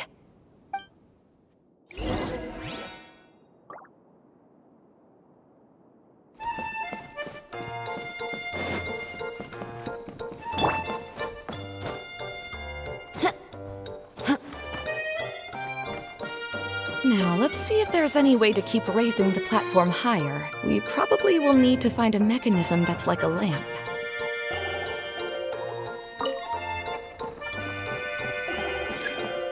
Strange. Is that really the Lessig that I know? You shouldn't always judge people based on the way you knew them before. People change, and people can always make different choices.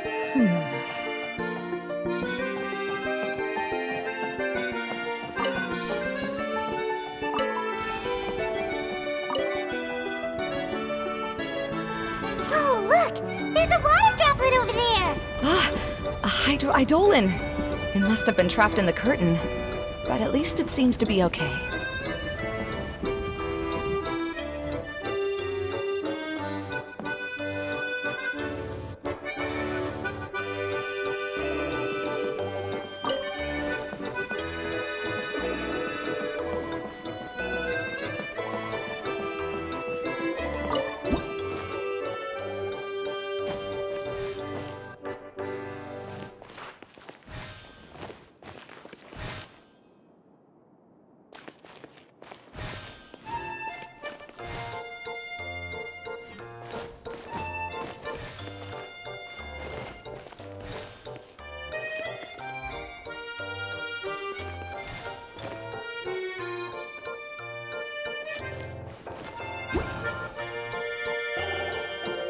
Time to scout.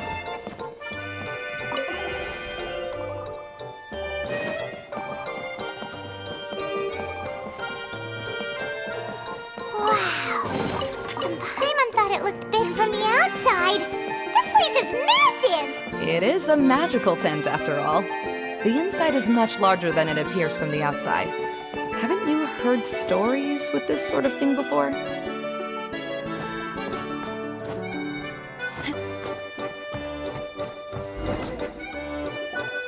Oh, another path has appeared! This should be the last level! Yes, don't worry. We're almost to the top of the tent. The last thing we need to do is raise the crystal light to the very top of the tent. After the stage collapsed, I realized that having it raised only halfway makes it look a lot like the stage at the Grand Bazaar. Have any of you visited the Grand Bazaar before? No, I haven't. I have. I've gone there a few times with Master Tainari. The place is bustling with all kinds of vendors. And if you're lucky, you can see Nulu perform her dance. Oh, a dance from Sumeru? I'd like to see that myself. If only it were on the way back, then we could stop there. It doesn't matter if it's on the way or not. I would be happy to take you whenever you have time, Eula.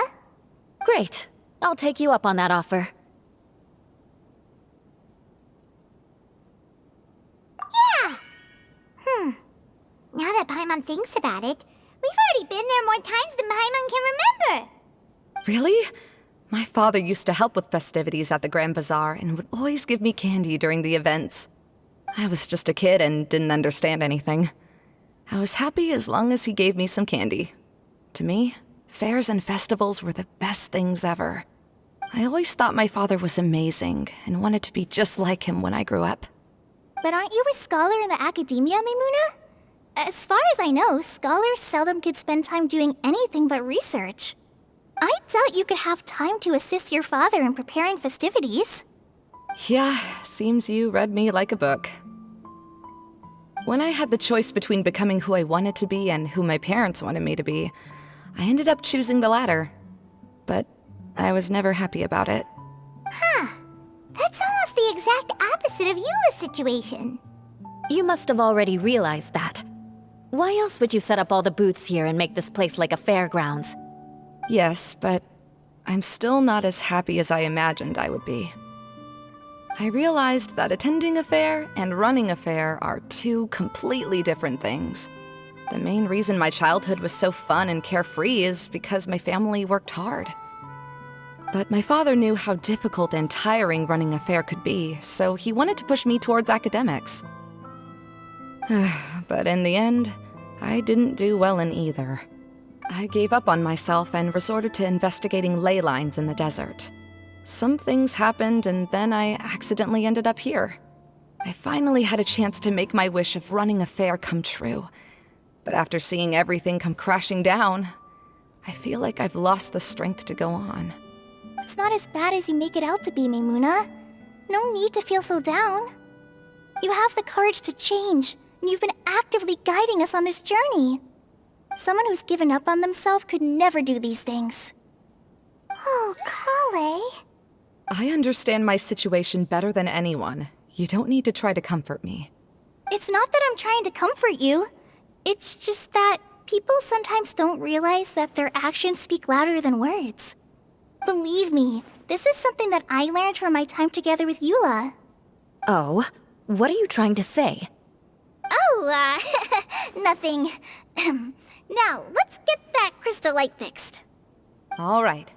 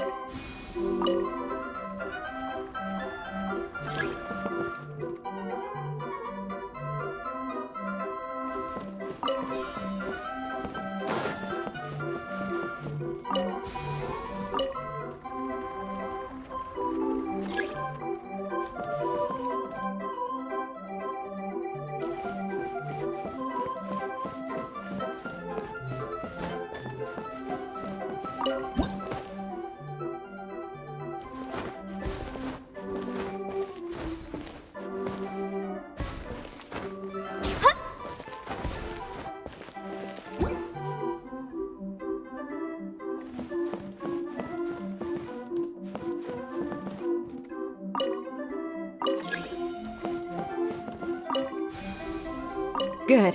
That should do it.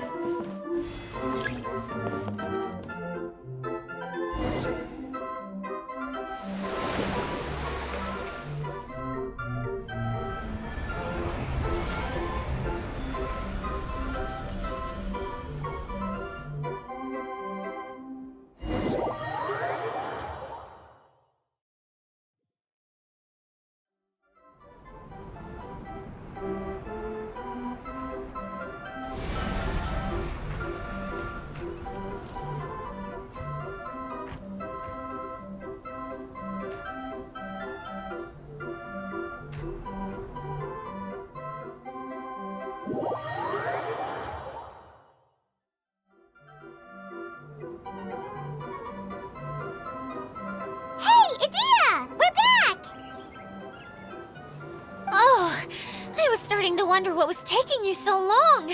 But don't worry, Lessig is recovering well. I'm pretty good at taking care of people. Seems I've found another good thing about myself. I don't know if I should be worried for him or happy for her. The shadow. It's massive. Wait. The shadow just now, it's... Seems he still might need a little more time to recover.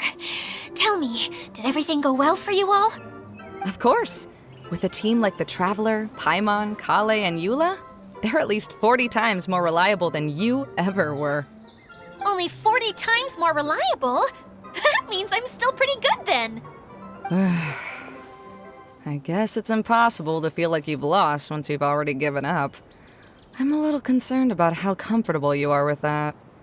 Huh? What has happened? How did I get outside of the tent? Ah, that's right. I remember meeting Eula, and then... my head. Oh, you're awake now. Don't worry, that's just a side effect of your treatment, Lessig. I'm afraid I still feel a little disoriented.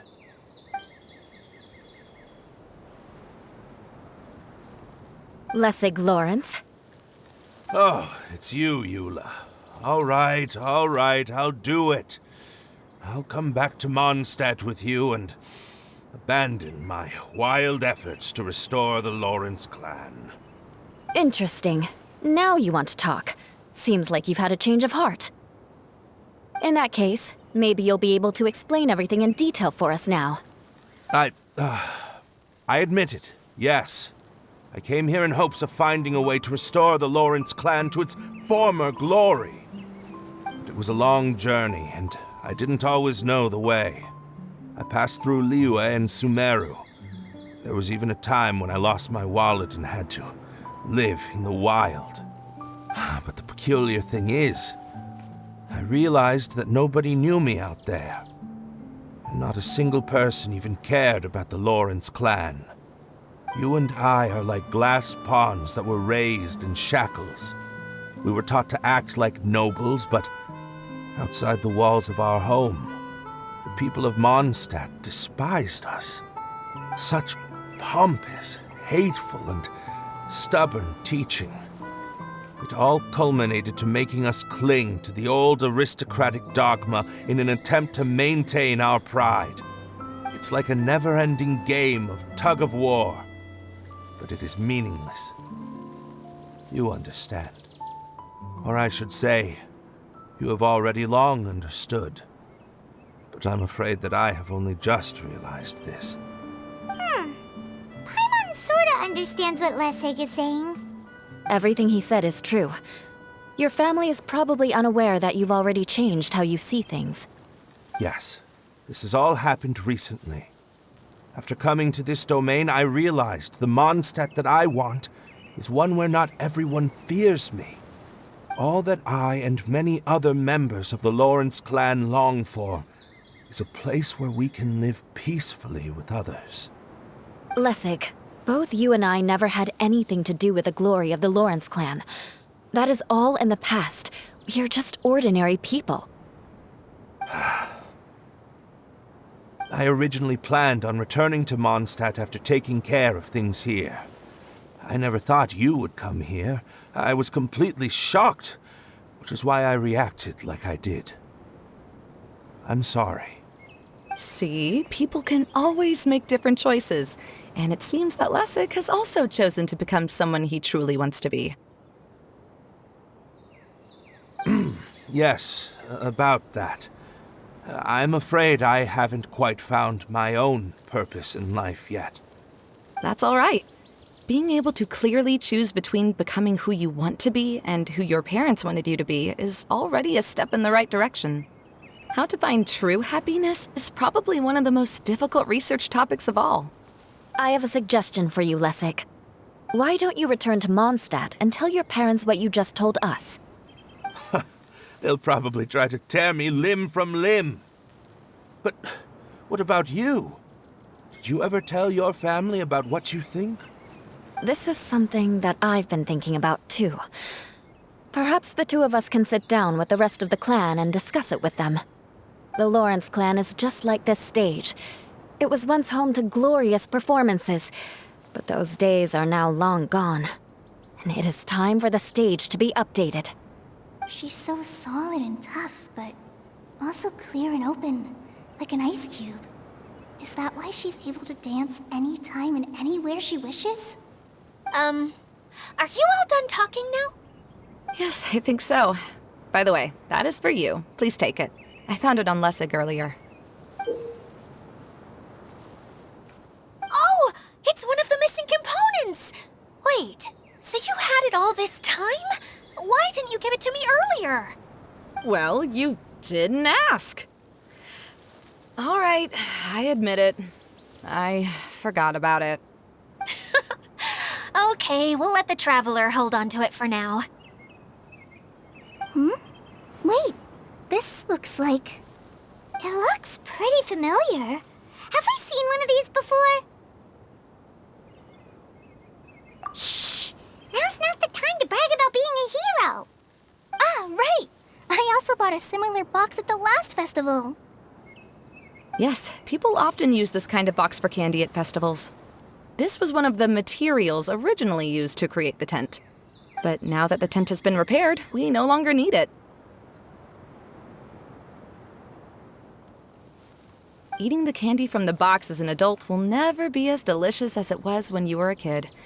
But if you really think about it, there are way more things you can eat as an adult. Ah, so when it comes down to it, eating candy is sort of like life. It's just another choice.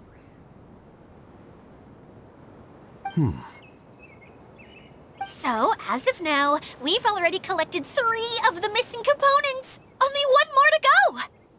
I'm sorry that repairing the tent took so much of everyone's time. You should all head back and have a rest. I'll lead the way.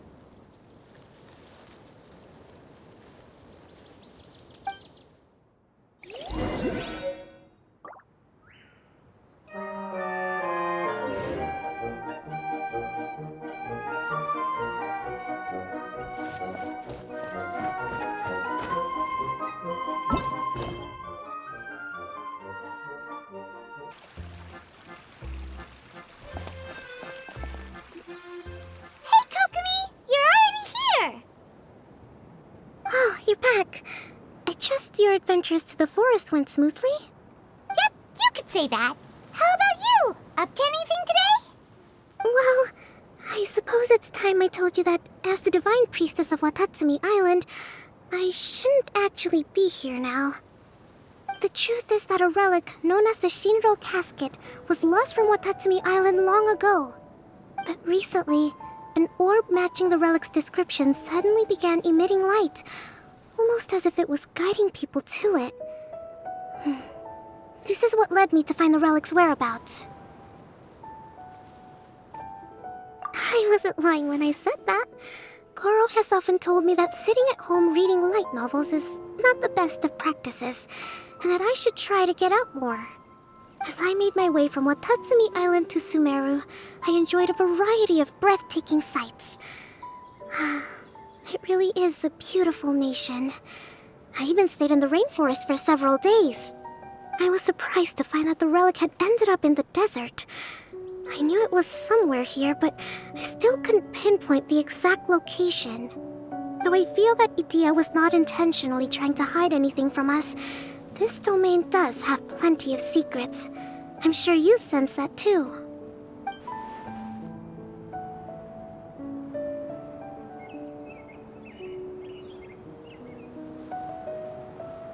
Now that you mention it, a lot did happen today.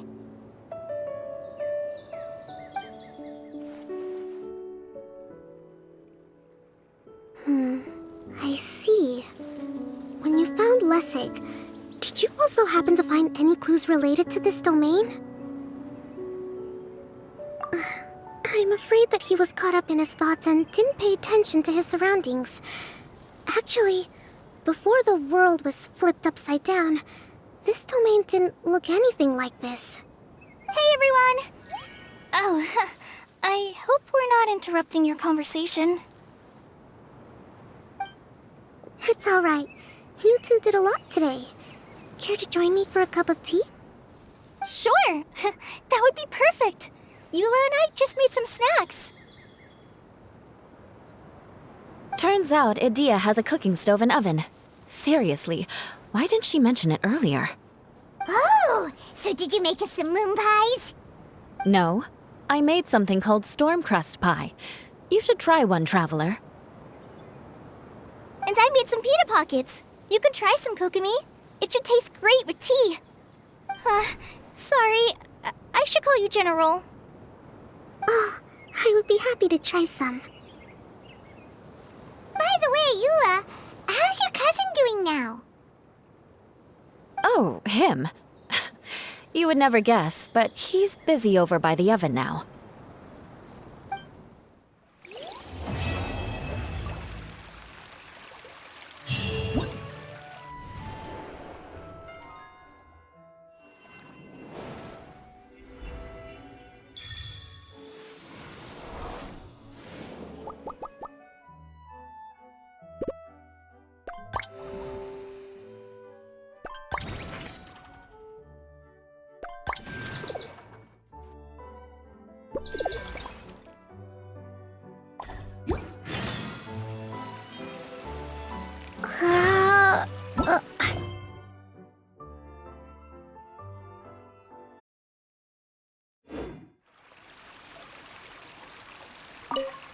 This is the first time I've had tea that tastes like this. It seems Inazuman tea is a lot different from what we have in Sumeru. Ah, yes. It seems people in Sumeru like to put spices in their tea, right? Yes, that's right. But I still can't get used to it. If I had to pick, I'd drink coffee, even though it gives me insomnia sometimes.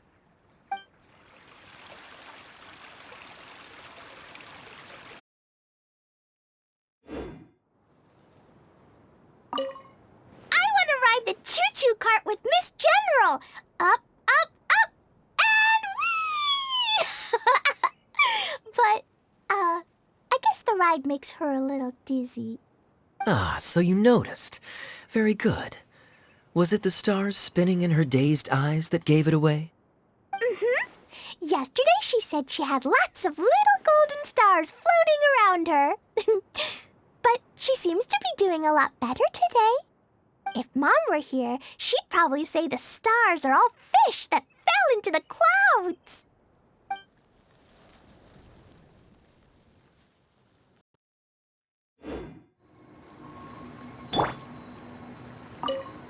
Oh, how is everything? Discover anything new? Let me know if you find anything interesting.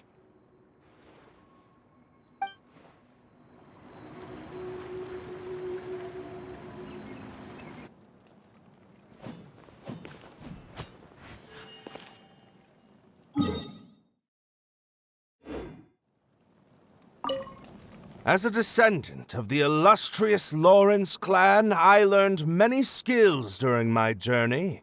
For example, baking flatbread. Good. This should be just the right amount of heat. I had no idea you knew how to bake. I thought you'd be the type who'd never get anywhere near the kitchen. Ah, I've been meaning to ask you. Do you have time later? Could you teach me how to make those delectable snacks of yours? Oh? But that might take some time. Besides, we're not here to get to know each other as family. So again, you're worried about our ties within the Lawrence family. Fine. But you said yourself that we're just ordinary people. So why don't we learn from each other like regular cousins would?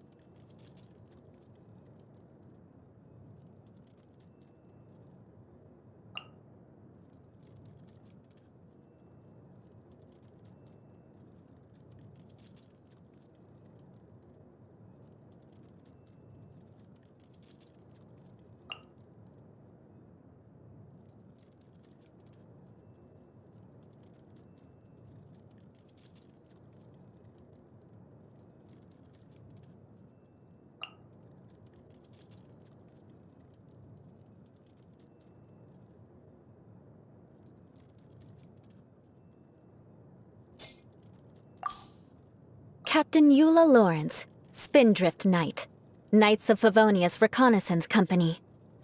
I extend to you my greetings. Huh? What's that? Yes, Lawrence, the evil aristocrats of historical infamy. Oh, we're still very much evil. Just look at me. I'm infiltrating the inner ranks of the Knights of Favonius, all as part of a diabolical plan to exact our revenge and reclaim our former glory. Everyone loves her. What's her secret? Maybe I could learn a thing or two from her. Or maybe not. I can't imagine a shining idol would want anything to do with a descendant of a depraved dynasty. Today is a day worth observing, though you shouldn't mark your development in age alone. Accept my gift of a bone whistle and allow me to teach you its secrets. When your day of reckoning comes, see how long you can fend me off with it. It'll make the whole thing much more exciting. Beg for mercy!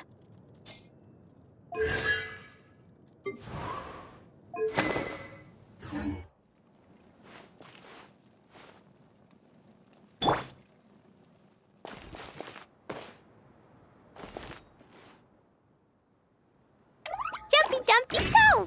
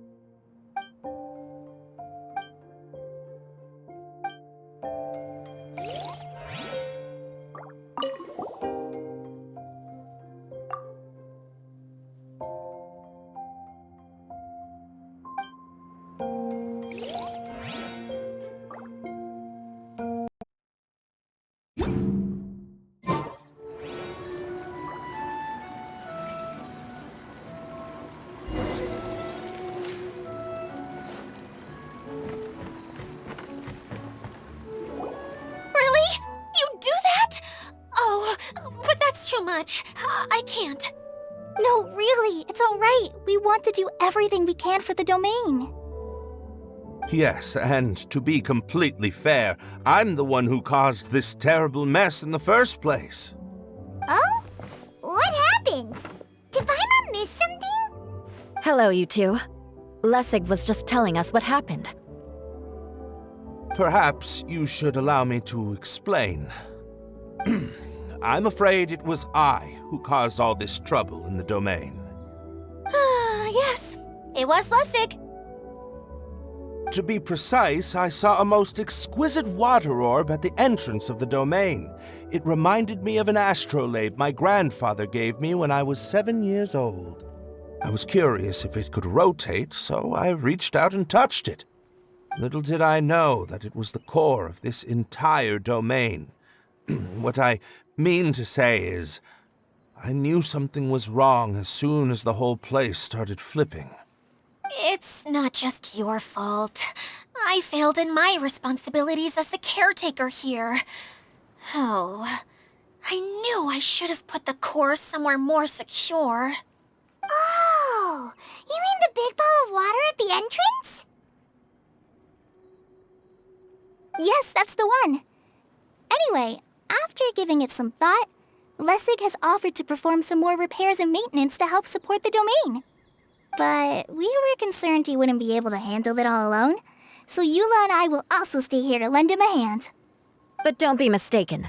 I'm not doing this out of the kindness of my heart like Kale. My job is purely to monitor and ensure that Lessig doesn't cause any more trouble here. Oh, sure.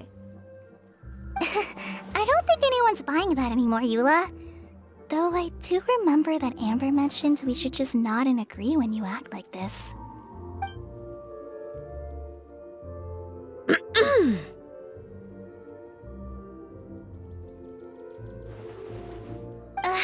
Right.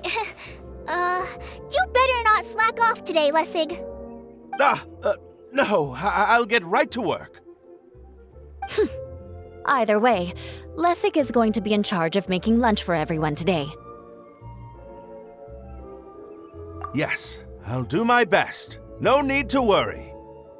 What was that? No, I mean, thanks everyone for giving me a chance to redeem myself.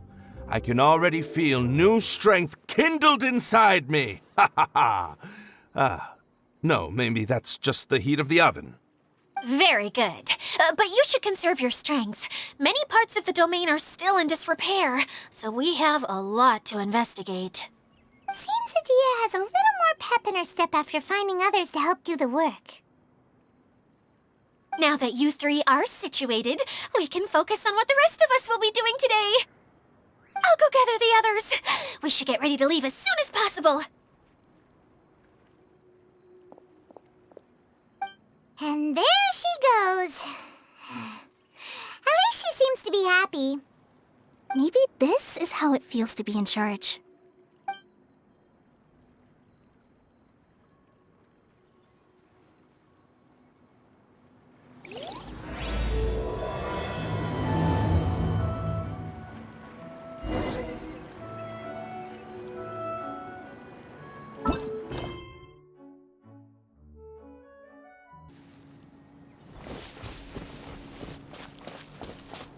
Where are we going now? We're going to retrieve the last missing component. My working theory is that the director listed on the sign has it. No details slips by our general. What's a director? A director is a kind of job. The one we're looking for is named Zosimos. Zosimos is responsible for managing everything that happens on the stage, similar to how Idia is responsible for managing the whole realm. Wow! Sounds like Miss Adia must be way busier. You'd think so, wouldn't you? Care to comment on that at all, Idia? Maybe someone else can explain. I'm just enjoying taking it easy, as usual.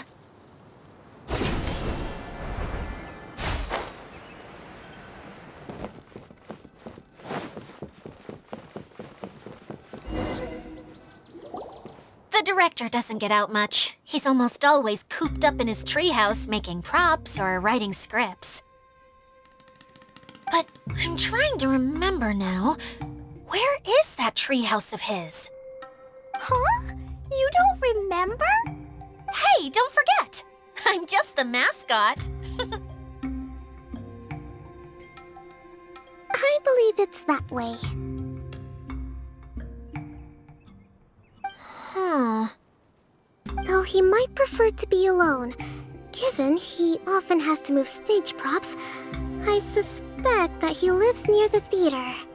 And having a view of the entire stage would be useful when imagining a production's actual stage flow. So if I were him, I'd probably pick a treehouse over there. But how do you know which direction the theater is in? Simple. The overall layout and decorations look more exciting in that direction. Oh, good point! Why didn't I think of that?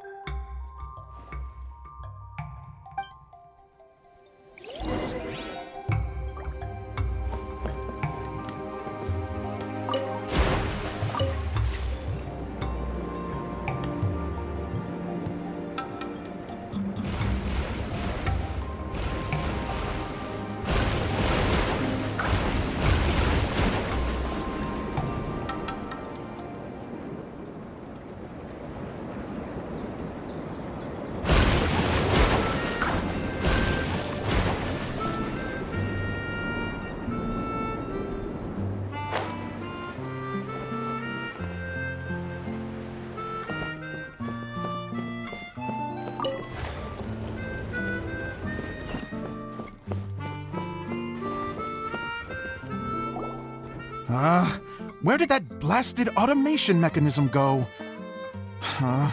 The male actor standees are here, but where are the female ones? Who's that? Idea? Yes, Sosimos! 'Tis I, Idea! How's that for a dramatic entrance? This is a surprise. I was sure you'd be... Curled up in a fetal position, crying to yourself? Wow, what a fascinating little creature. Did you just read my mind? The name's Paimon? And no, Paimon's no mind reader. Just call it an educated guess. It seems everyone shares a similar opinion about you, Idea. I knew from the start that a managerial role wasn't for me. But I found my true calling now. As a mascot! Mascot? Is that a new role? I don't remember casting you for that. Okay, enough about me. I'm just here to introduce you to some new friends of mine.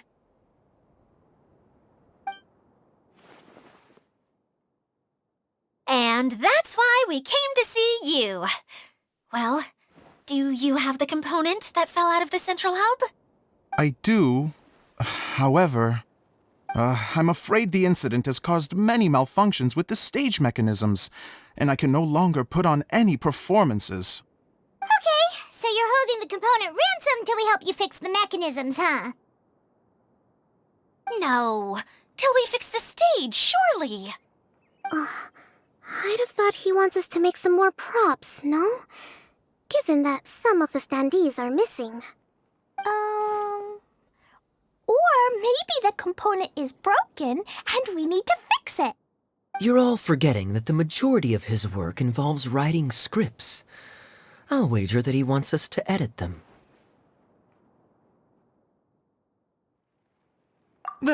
What has gotten into you all? What sort of person do you take me for, The component is safe and sound. I can give it to you now if you'd like. Although I was hoping that maybe you might be willing to help rescue my show? You're a big group. I have lots of roles to fill. It would really speed up the casting. A show? That sounds fun!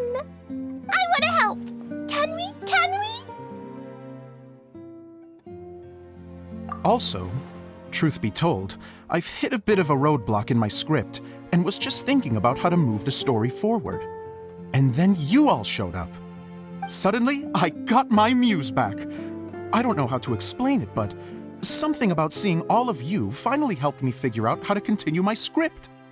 Huh? You mean that story you've been stuck on forever? Are you serious? You really think you can finish it now? Yes, really. Just give me a little time, and I'll write it all up. In the meantime, I'll leave things to you, Idia. Whoa. And he's off to write the script. Zosimos has always wanted to write an epic story about a thief and a mage. Apparently, he got the idea from some rumors that were swirling around, but he only got as far as writing the intro before writer's block set in. Why don't you all take some time for yourselves while I see what I can do? We'll reconvene after the director finishes his script.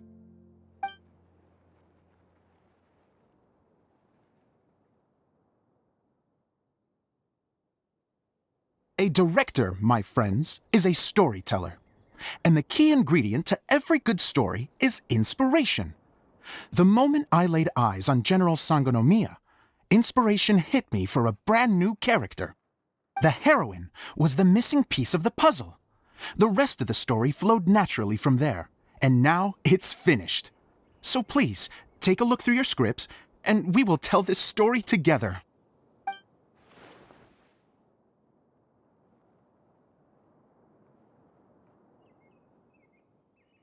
Well, is everything clear?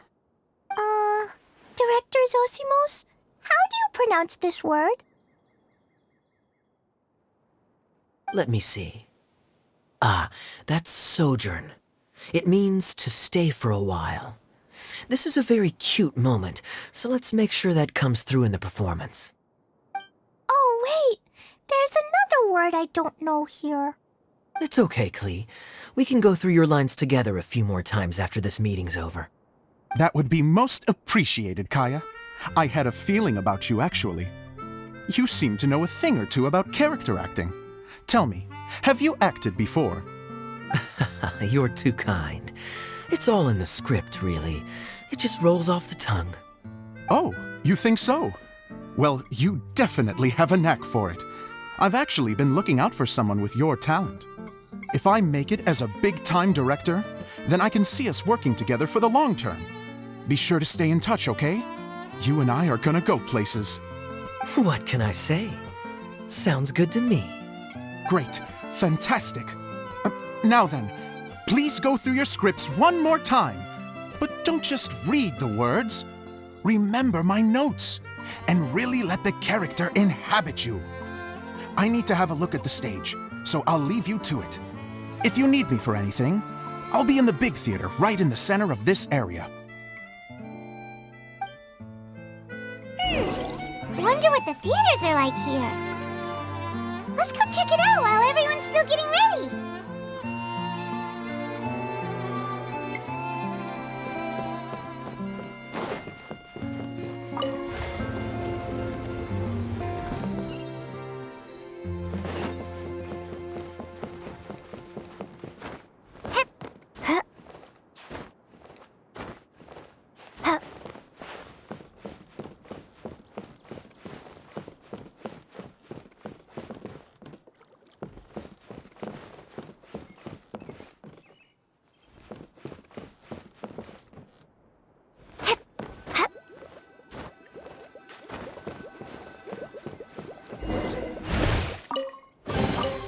Is this an answer from this world?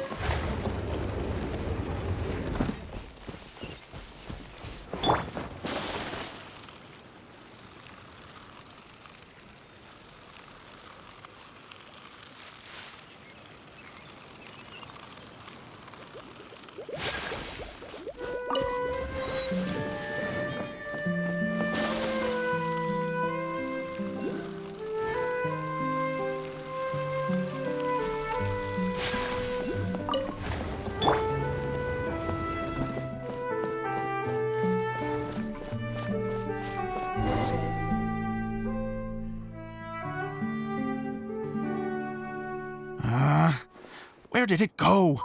I put it right here. Hey, Zosimos! What you up to? Oh, it's it's you two. Please, come here. Feast your eyes on this stage.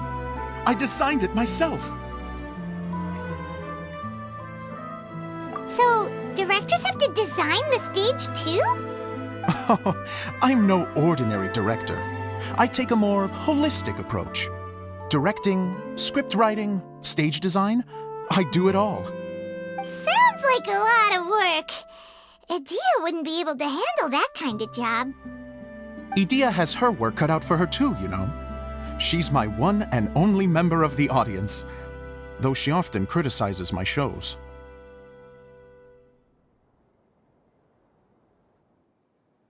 Well, she just says what she thinks. You don't know how to write, or this is getting ridiculous. I think it's because I use preprints in a way that she feels goes against what they're intended for. But even though she's my harshest critic, she's also been my biggest supporter in a lot of ways. I guess you could say she's like my agent. I'm very grateful to her. I've always dreamed of being a director, but I've never had the chance until I came here. So, what did you do before you came here? Like I said, I dreamed. From a young age, every time I came home after a show, I'd go over the story again and again in my mind. Growing up, my biggest aspiration was to be a director.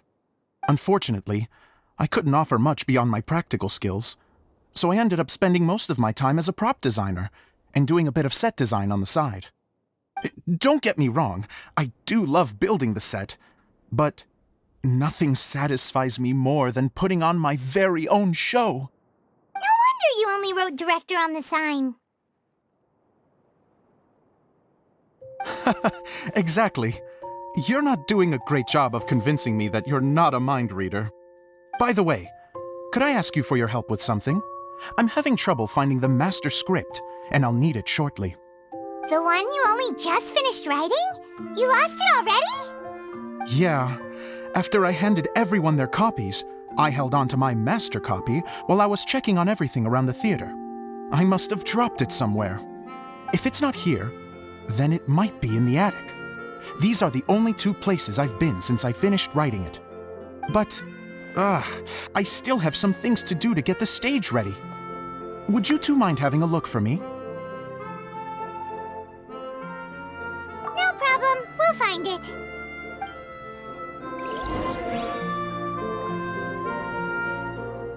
The thicket board's mechanism should be functioning. Let's see. There's the lights. Oh, and the microphones.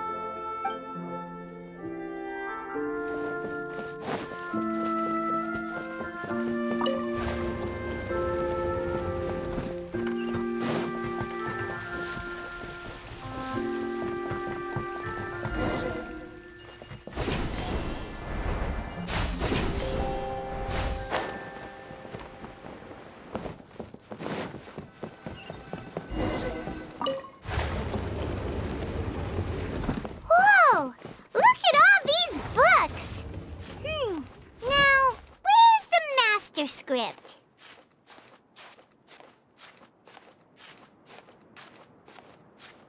Oh, it sounds like a water droplet is on the second floor. Let's go have a look.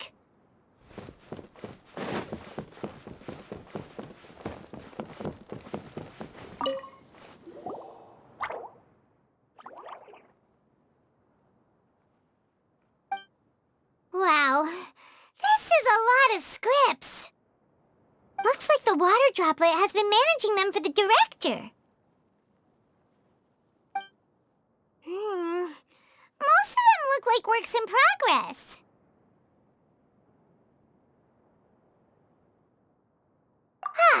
Then it should be the one that's finished. Okay, let's look for the thickest one and then check the ending. This is the only script that fits the bill. Plus, it looks pretty new. This must be the master script. Let's go give it to Director Zosimos.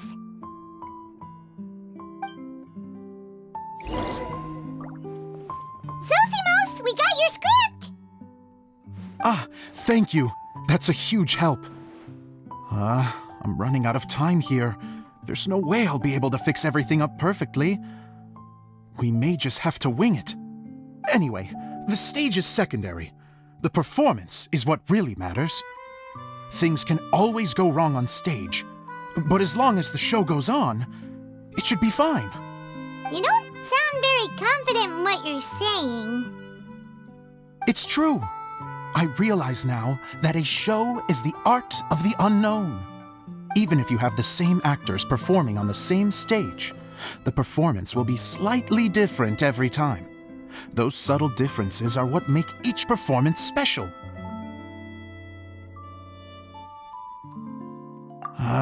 Okay. One last request. Traveler, you can enter the preprints, yes? The truth is that my sets are composed entirely of preprints. First, I use materials to make the objects.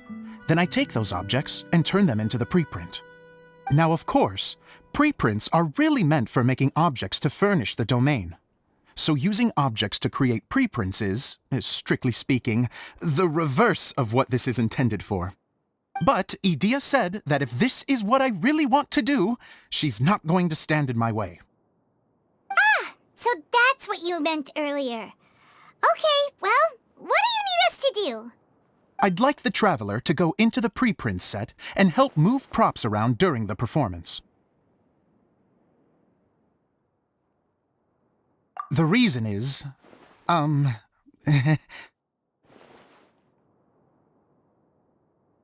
Oh, Paimon gets it now. If you're busy directing, moving the props, and operating all the mechanisms, you never get the chance to watch the show. Yes, I know that I'm no master playwright, but still. Even if it really is a half-baked script, with shoddy writing and moments of sheer ridiculousness, I'd still like to see it for myself. Just once. Hard to turn a guy down after a speech like that. Thank you. Genuinely, I'm so grateful. I'll go and inform the others. Then, as soon as you're ready, the show can begin.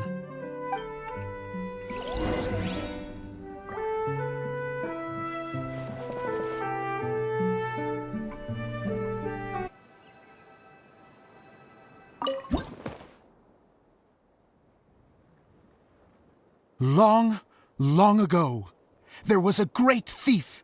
He lived in a land where the light did not shine, where all suffered in the darkness. People call me? Sorry, Kaya. Directly into the microphone, please. Otherwise your voice'll, you know. Okay.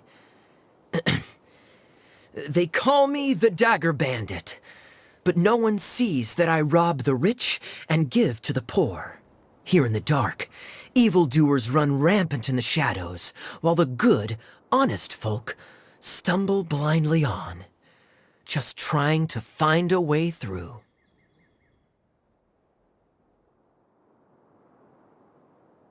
As the bandit brooded, suddenly the world was inexplicably changed as a single star appeared on the horizon and flew across the sky. Traveler, stomp on that movement mechanism in front of you.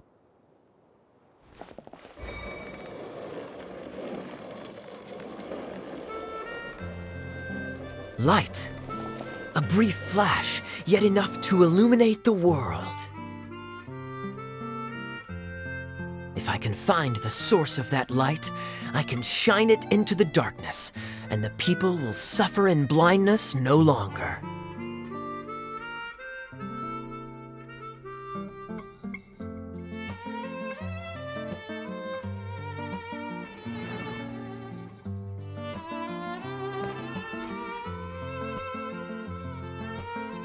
Without a moment to spare, he set off to follow the star's course. All the while, the star kept moving through the sky. Traveler, the star kept moving through the sky.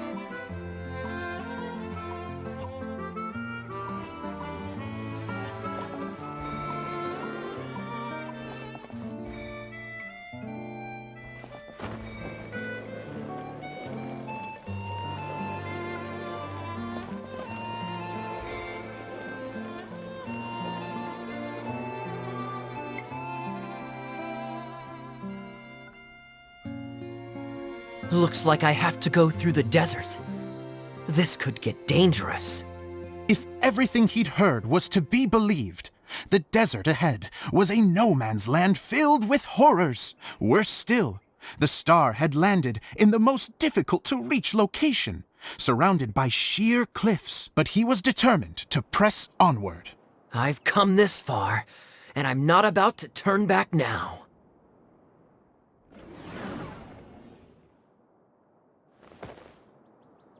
The Dagger Bandit trekked deep into the desert wasteland. Yet when he finally arrived at his destination, he found not a fallen star, but a young girl, dressed in white. How strange. I'm positive this is where the star landed.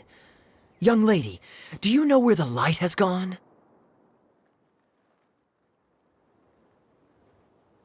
The girl replied,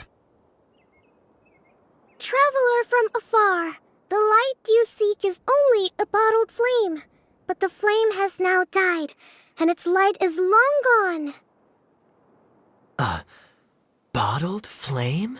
Yes, it was a gift from another. And so, the girl began to tell the story of how the bottle came into her possession. The girl hailed from a kingdom that sat atop the waterfalls. But when the reigning dynasty fell and a new one seized power, she and her people fled for their lives. A thick fog began to fill the air as she made her way through the forest, and dense thickets tried to block her path. There is a mechanism down there that you can press to retract the thicket board below the stage.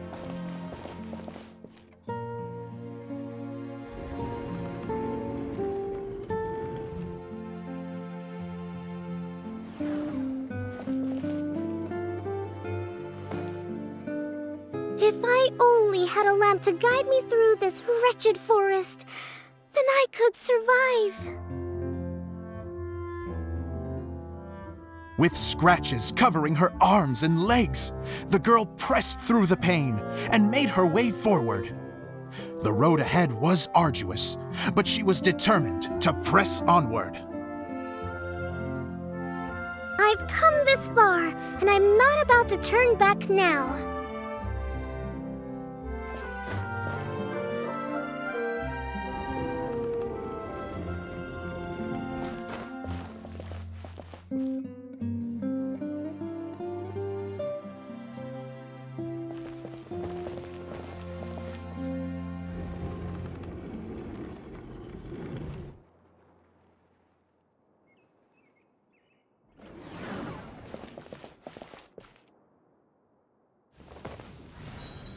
But just as she was drawing near her destination, a huge stretch of thorns and brambles suddenly came into view. Despair set in and began to weigh on her heart. If only someone could help me, I would give anything in return. The girl's heartfelt wish in her moment of desperation did not go unheard. Wait! There's no mechanism for the final thicket! Ugh, I must have forgotten to check those boards. According to the story, those thickets should be gone from the stage now, right? Yes, total oversight on my part. Ugh, what a pain. I can help! Traveler, catch!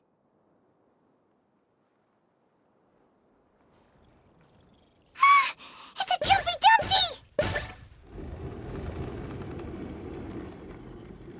The girl's heartfelt wish did not go unheard, for a Jumpy Dumpty, who was passing by, helped to clear a path for her. Oh, thank you, Jumpy Dumpty. And so the girl continued her journey deeper into the forest. But what she found there was not a lamp, but a mage glowing with fire. So, just to clarify, it was supposed to be the mage who helped burn a path through the thicket. Save it for the end, man! The mage took pity on the girl and handed her a bottle. Then, the mage began to tell the story of how the bottle came into her possession. The fiery mage had an adventurous spirit and enjoyed taking long journeys. On one such journey, while taking rest in an oasis, she found a beautiful bottle by a crescent-shaped lake. Klee, quick, get in the light. She was an extraordinary mage, with the power to grant people their wishes. She turned the bottle into a thing of equally extraordinary power. But the only place that it could make wishes come true was inside of the bottle. Oh me, oh my! Look at this wonderful bottle of mine! It could make a fine toy. But better still, a sojourner's home. The fiery mage blew into the bottle, allowing it to grant one single wish outside its glass walls. Oh, am I supposed to blow into it? Whoa, it lit up! A flame was kindled within the bottle, and it began to glow a fiery red, just like the mage herself.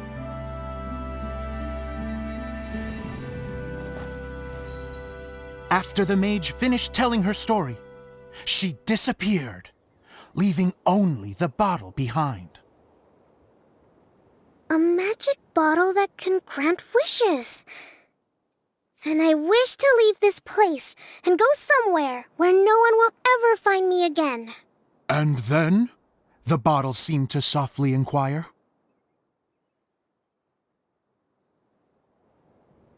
I don't know. The flame in the bottle faded as the girl's single wish was granted, and she found herself in the middle of the desert, far away, where no one could ever find her.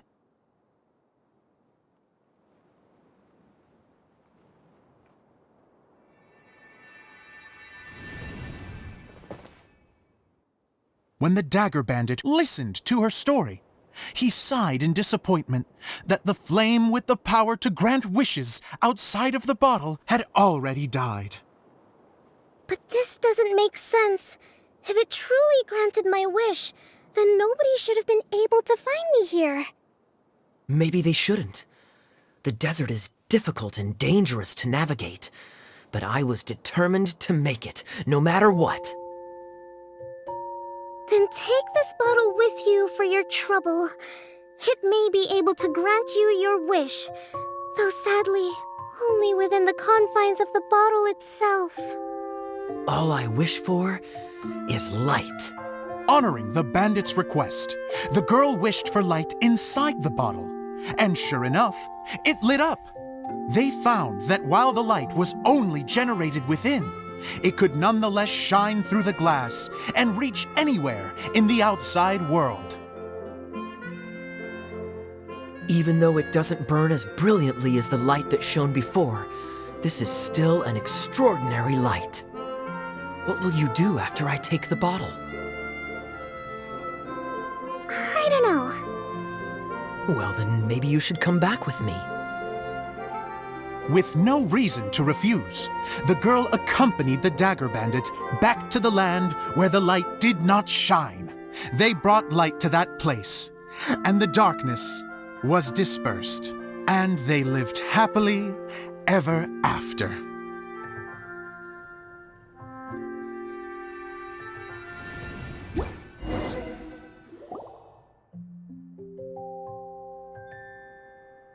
And we're done! Seems the show went pretty well.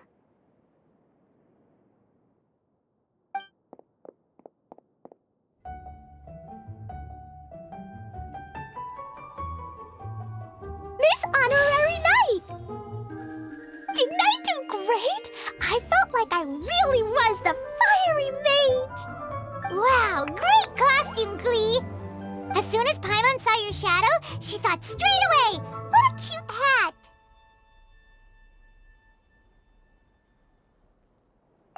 Klee loves it! Thanks, Mr. Zosimos!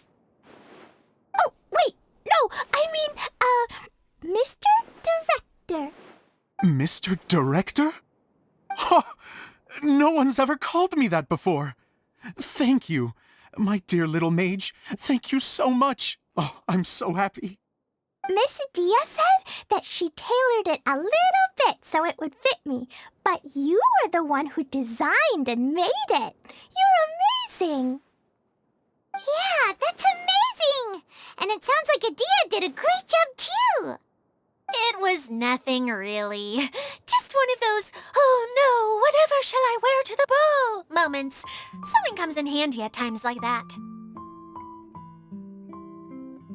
Sewing is an art in its own right.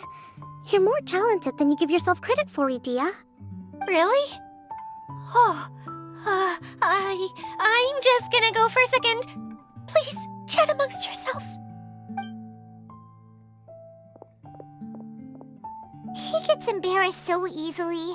She really can't handle being in the spotlight. Idia's a sensitive person and doesn't have a whole lot of self-confidence.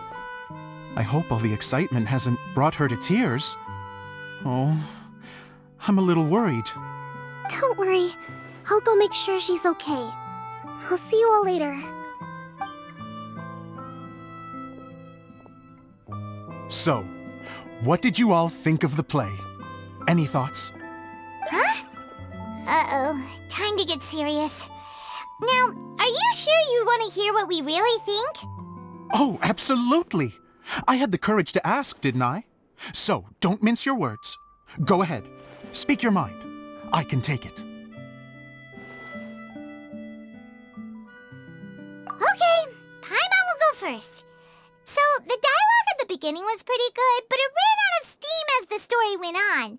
Paimon could tell that you ran out of inspiration somewhere along the way.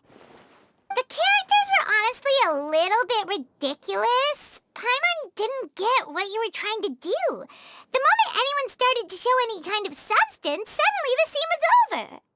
Yes, all very good points, Paimon. I would add that in its attempt to pay tribute to the series 1,000 Nights, all semblance of a coherent was sacrificed. Plus, I do have to penalize you for the issues with the props. Miss Dia, what are you doing back here? Oh, you know, I return like the tide when people start discussing something important. Huh. Especially when it has to do with criticizing my show. Mm-hmm. But there was one thing I liked about it. Just one, mind you.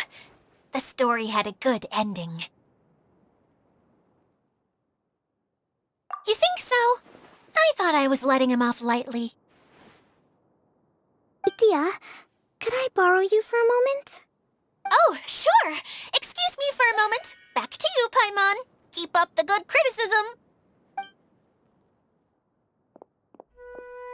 Okay, in that case, Paimon did have one other complaint. Let's hear it. Taking criticism on the chin is all part of being a director. The ending was all wrong. The girl's motives were clear and simple the whole way through.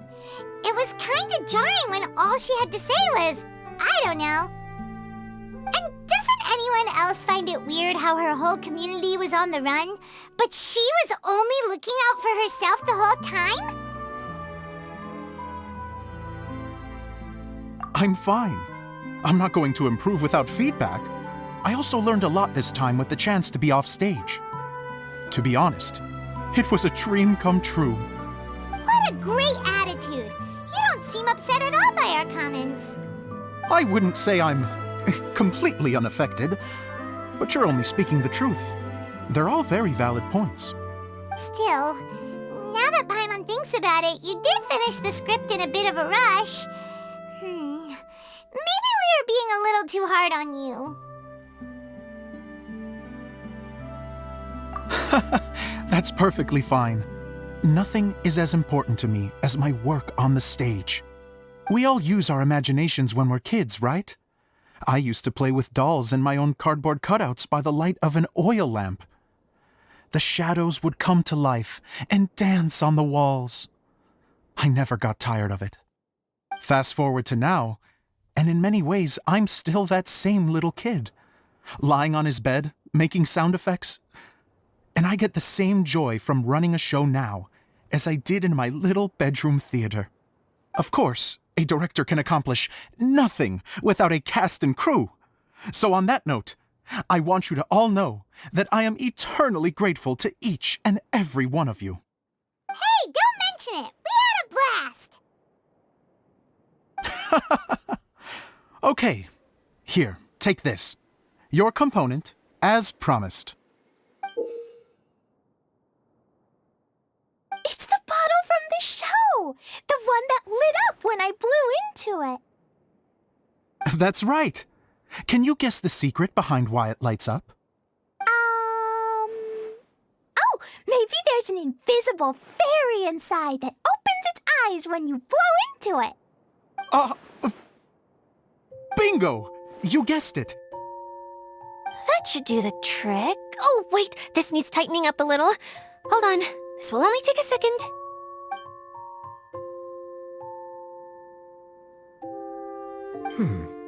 This outfit's more fashionable than I imagined. Excuse me, everyone. Do you have a moment? Especially you, Zosimos. Idia wants to do a little something for you. She says it'll be a dream come true. A dream come true? Yes. She said that as useless as she is, she wants to do something for you as the first person to have heard of your dream of being a director. Her words, not mine. I have to disagree, though. I have never thought of Idia as a useless person.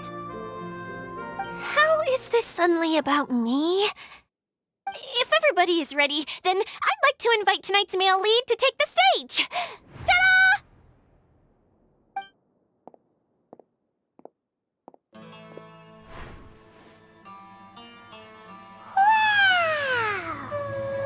Cool! Kaya's turned into the real Dagger Bandit! How is me changing outfits supposed to make the director's day? It's just a prototype costume. Is he that easy to please? Don't be silly. If I know our director, nothing will make him happier than to see his ideas brought to life by the right actor. Well, then I'm happy to oblige. Who am I to argue with the star of the show? Zosimos drew up countless designs and made a few prototypes before landing on this one. It just needed some tailoring to fit properly, so I made a few stitches here and there. I hope the result isn't a disappointment. Oh, it's perfect. Idia, I'm... Oh, I'm so touched. Thank you all. You've made me happier than I ever thought I could be.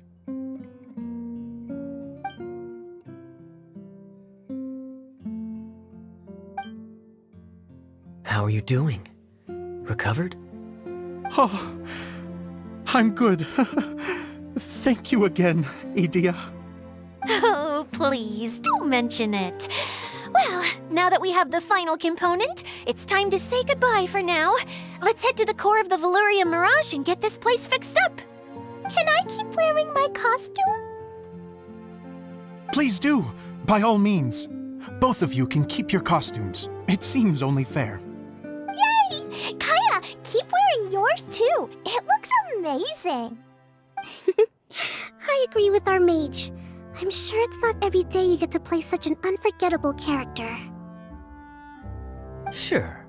I think I can be a bandit for a little longer. Bye-bye, Mr. Director.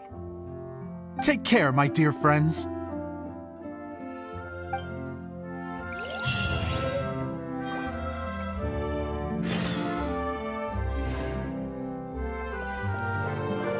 You're going to attempt to repair the core now, right? I hope it goes smoothly. I feel so honored to have met you all. You were a wonderful cast. Thank you once again. I'm so grateful for everything you have done for me.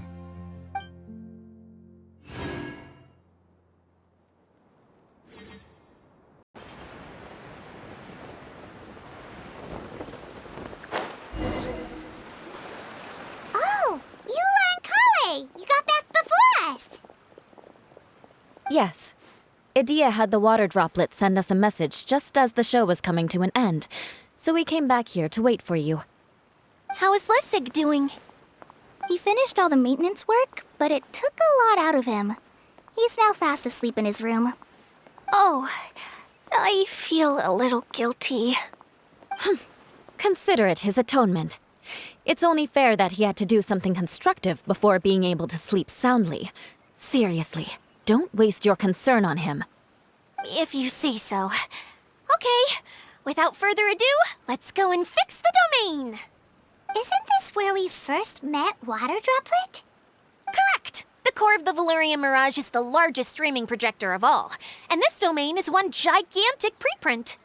Whoa, so everything we've seen is created by this? That's incredible. So, to fix it, same process as usual, right? Do we need to use the preprint? Exactly. Well done. You catch on quick. It's hard to forget after doing it so many times now. Let's get going. This is the final step. Yay! Suddenly Paimon's really excited. The hub consists of these components. All you need to do is place them onto the foundation in the right shape. The right shape? But we've never seen what it looks like. Oh, don't worry about it. Close enough will do. As long as it can spin, it'll be fine. Should be fine, I think. Sometimes you have no standards whatsoever.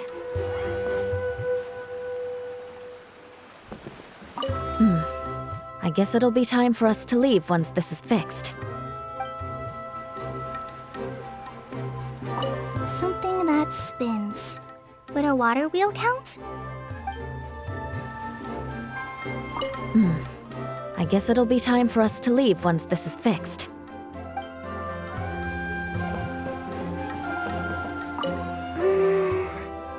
If I remember correctly, I think there's supposed to be a small cog on the right-hand side.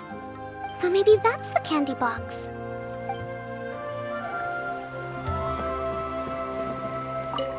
It's like doing a jigsaw puzzle. What's making that shadow? Is it the rope? I feel like the rope should go from one part to another to connect them together. It's like doing a jigsaw puzzle. Wait, this is Zosimos' bottle lamp. Try sticking it in somewhere where there's a gap. And maybe on the right.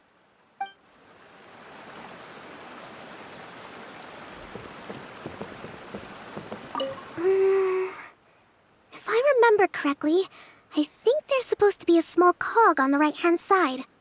So maybe that's the candy box.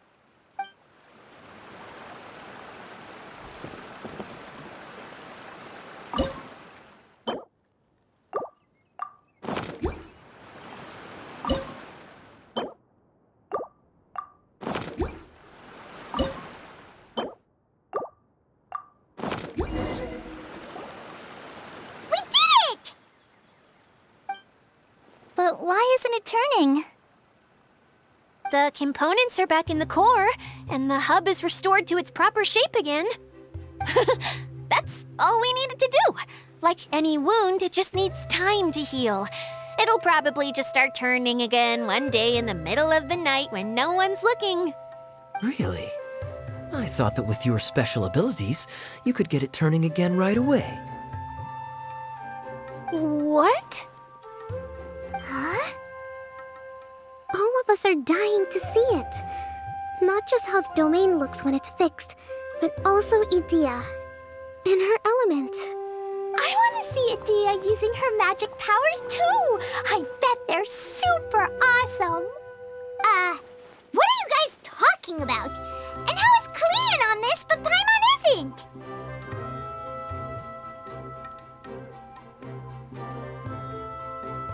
They're referring to our mascot's true form.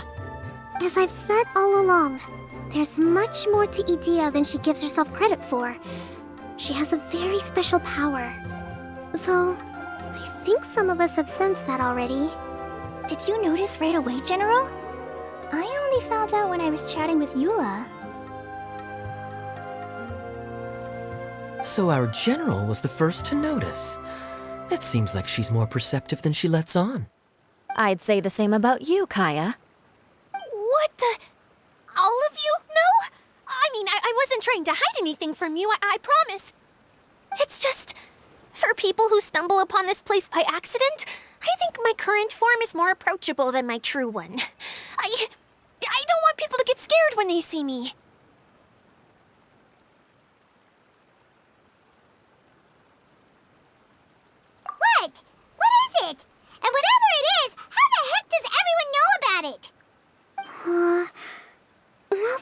anything. I sensed elemental energy in the residents here, but none of them have visions. Then my mind started to wander as I was reading a storybook, and suddenly, I had a thought. Since hydro-eidolons can change into any form, why not human form?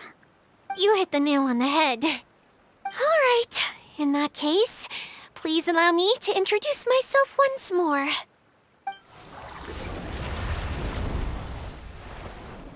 I am an Oceanid who was exiled here when the former Hydro Archon passed away. My name is Adia. Wow, Adia! You're so pretty! Now that I'm in my true form, I suddenly feel a little embarrassed talking to you all. You look stunning. You should be flaunting this look at every opportunity. Oh, come on. I'm too shy. Wait, so does this mean that all the people we met in here are actually... I'm guessing that the human counterparts to these hydro alter egos are long gone. That's right. When they wanted to leave, I took them to the edge of the desert. The components are, in fact, gifts that they gave to me before they left. But I'm always curious about what brings people here, so I used the streaming projector to bring their wishes to life. The power to grant wishes, but only within the confines of the bottle. Exactly. It's a truly extraordinary light. I've just realized something. When the components fell from the core, it appeared as if they had returned to their respective owners. But actually, it was after the components landed where they did that their owners and the things associated with them arose around them to form the different zones. So now that the components have been retrieved, does that mean that all those things are gone? Don't worry, they'll be quite safe. As long as I remember them, they'll never disappear. However much we might criticize each other or get into scuffles, in this Mirage, they will always be my friends. I had so much fun in the choo-choo cart and hanging out with Mr. Director. I'll never forget them either. Me neither. I'll always remember my adventures in this fantasy land. Very good. But it's probably time I set this wheel in motion. This one's all yours, Adia, our magical mascot. Please work!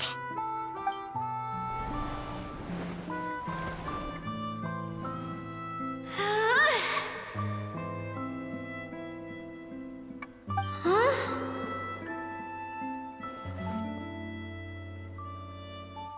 Huh? That's strange. Nothing happened. Has it lost some power because of the incident? Oh, crumbs! Not now! Not right off the back of everyone putting me on a pedestal and me acting like this was going to be my big moment! Someone get me a bottle! I'm hiding myself away! See you in 100 years! You're already in a bottle. What now? This was the only way! Now I'll never be able to show you how the Valurian Mirage is supposed to look. Hold on. I have an idea. Yes, General Sangonomiya? I'm all ears. If it's okay with you, would you let me borrow the Shinro casket from the domain's core? Ah, the Shinro casket. That sounds familiar. 1 second. Here. Is this it? Wow! A huge shell! It's the relic that Kokomi mentioned earlier! So this is where it's been hiding! It was once a ritual vessel used for making offerings in the Moon Shrine.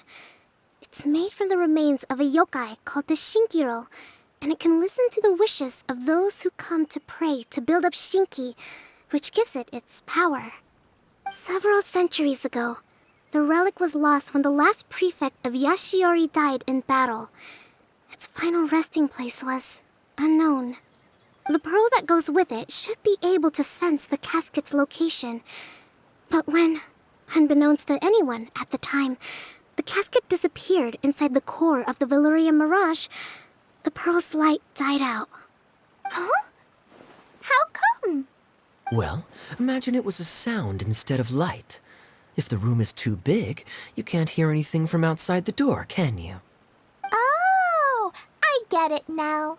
The shell must have been having too much fun one day and got locked in the solitary confinement room. I understand now, too. The core has been wearing out recently. That's why you were able to follow the pearl all the way here.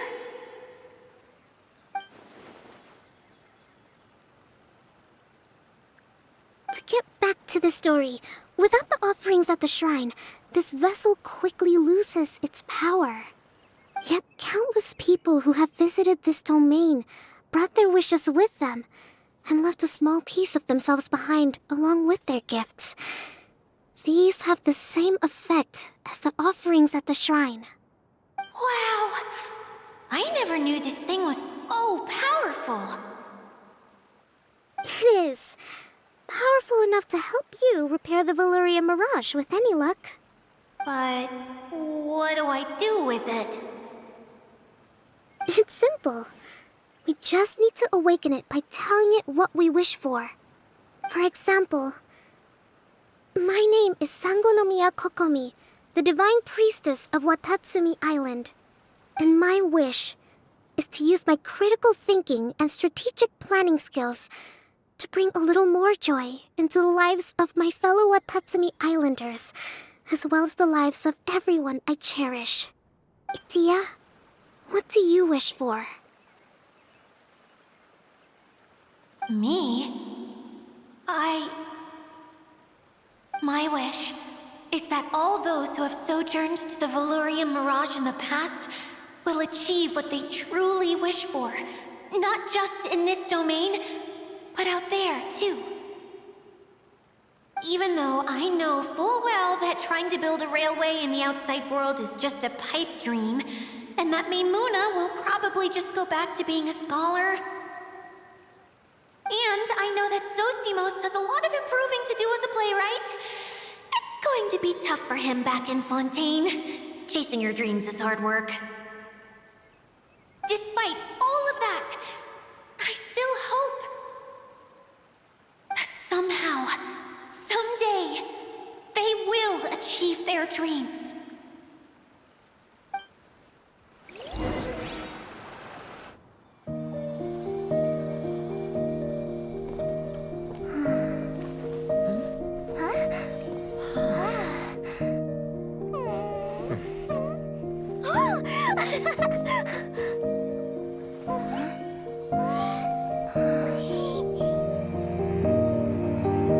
Okay, the combined power of our hopes and dreams is at your disposal.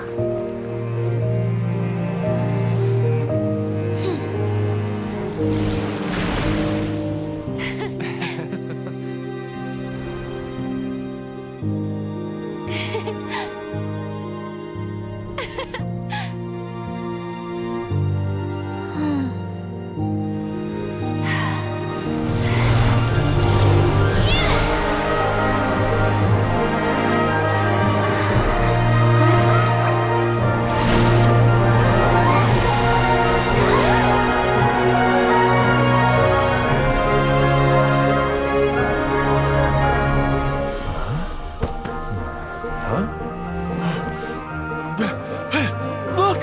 The wheel's been fixed!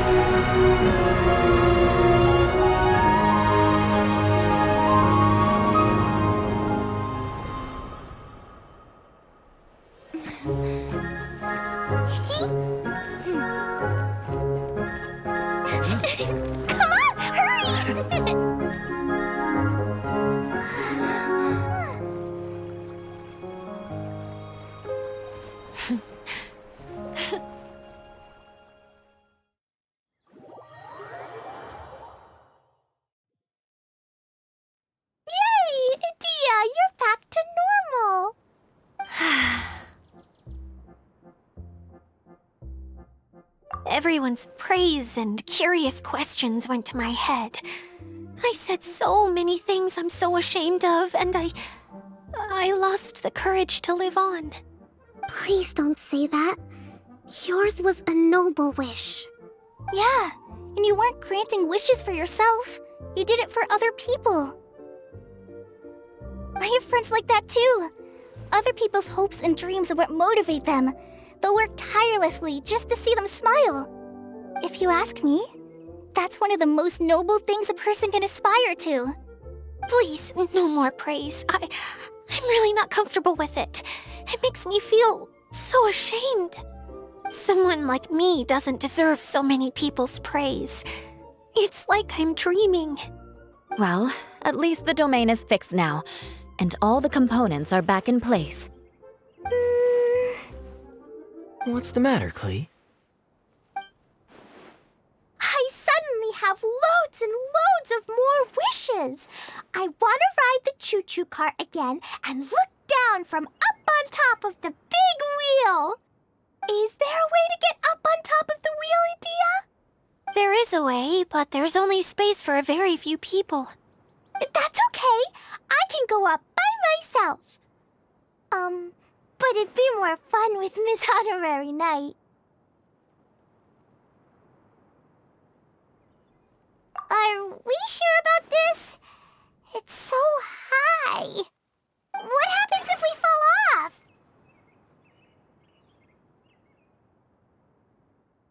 Well, yeah, but Paimon's just worried for you.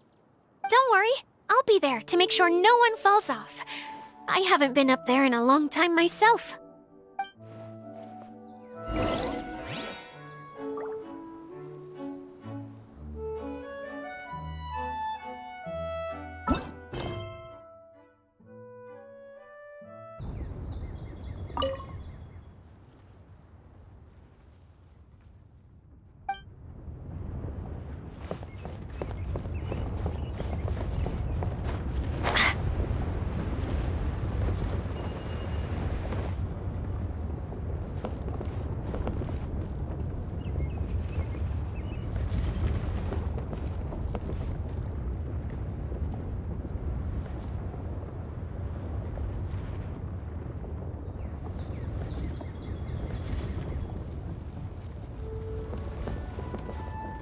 Wow! So high!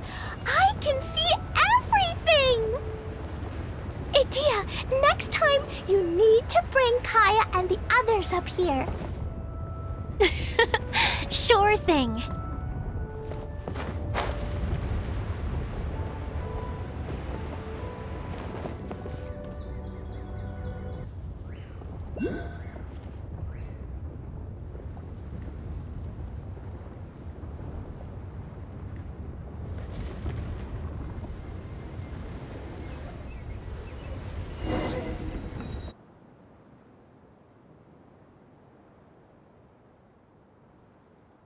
Whenever people have to leave this domain, I like to come up here and spend some time alone after I've seen them out. They're always overjoyed when they first arrive and start bringing their imaginations to life. But once they realize that they can't take anything home with them, they get upset. Some of them can't bear to leave. Others regret ever setting foot in this place.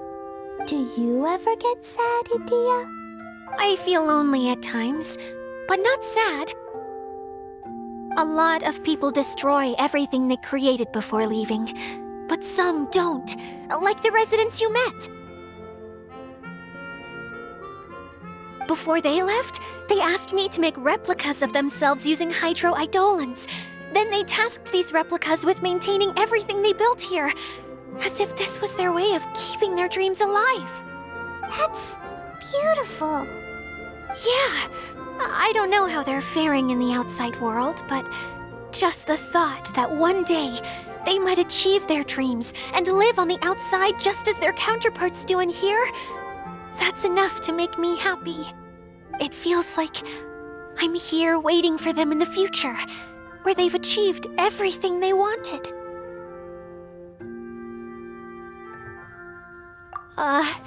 Really? just think that every dream, every wish, is like a flame in a bottle. Whether someone is still working towards their dream or living it already, as long as whenever they think back to that spark of light within them, it still makes them smile fondly. That's all it takes. Well, I feel super happy right now. Then I guess I finally paid Alice back after all these years. Funny to think I've been in the middle of a desert this whole time. It's just a giant muddy swamp to me. Time for Paimon to give you a nickname! Mud Fairy! Watch out for Idia the Mud Fairy! How dare you mock me! Roar! I'll gobble you up in one mouthful! Oh, I'm still embarrassed to have shown you my uglier side, but I'm glad the Valorium Mirage is up and running again. This place is going to be bustling with activity again soon enough. I hope you'll take some time to enjoy yourselves. Yep, I want to get everyone together for one last ride on the choo-choo cart.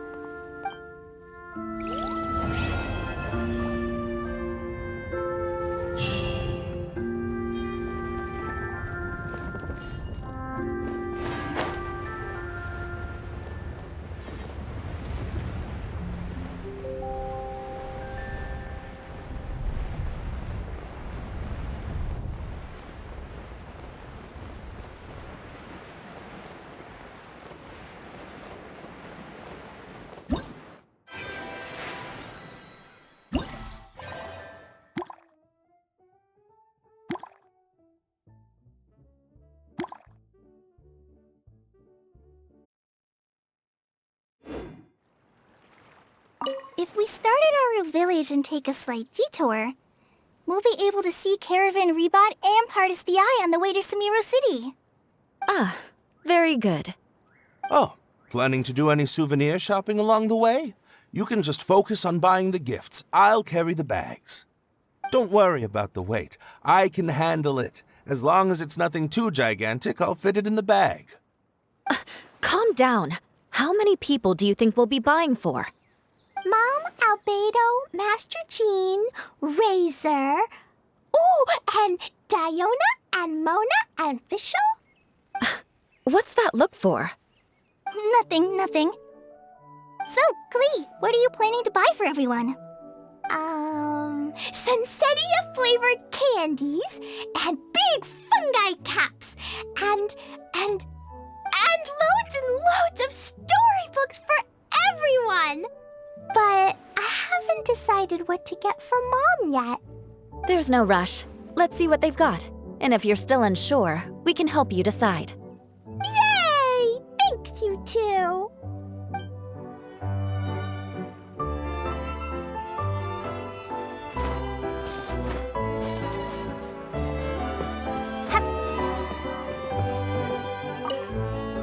You don't plan on taking the shell back with you, Miss Sangonomiya? No. I think it's better if it stays here, with Idia. Watatsumi Island has something new to treasure now. And slowly but surely, people are seeing progress in pursuing their aspirations. It'll be of more use here, where it can protect this puddle domain and the dreams of all who journey through here.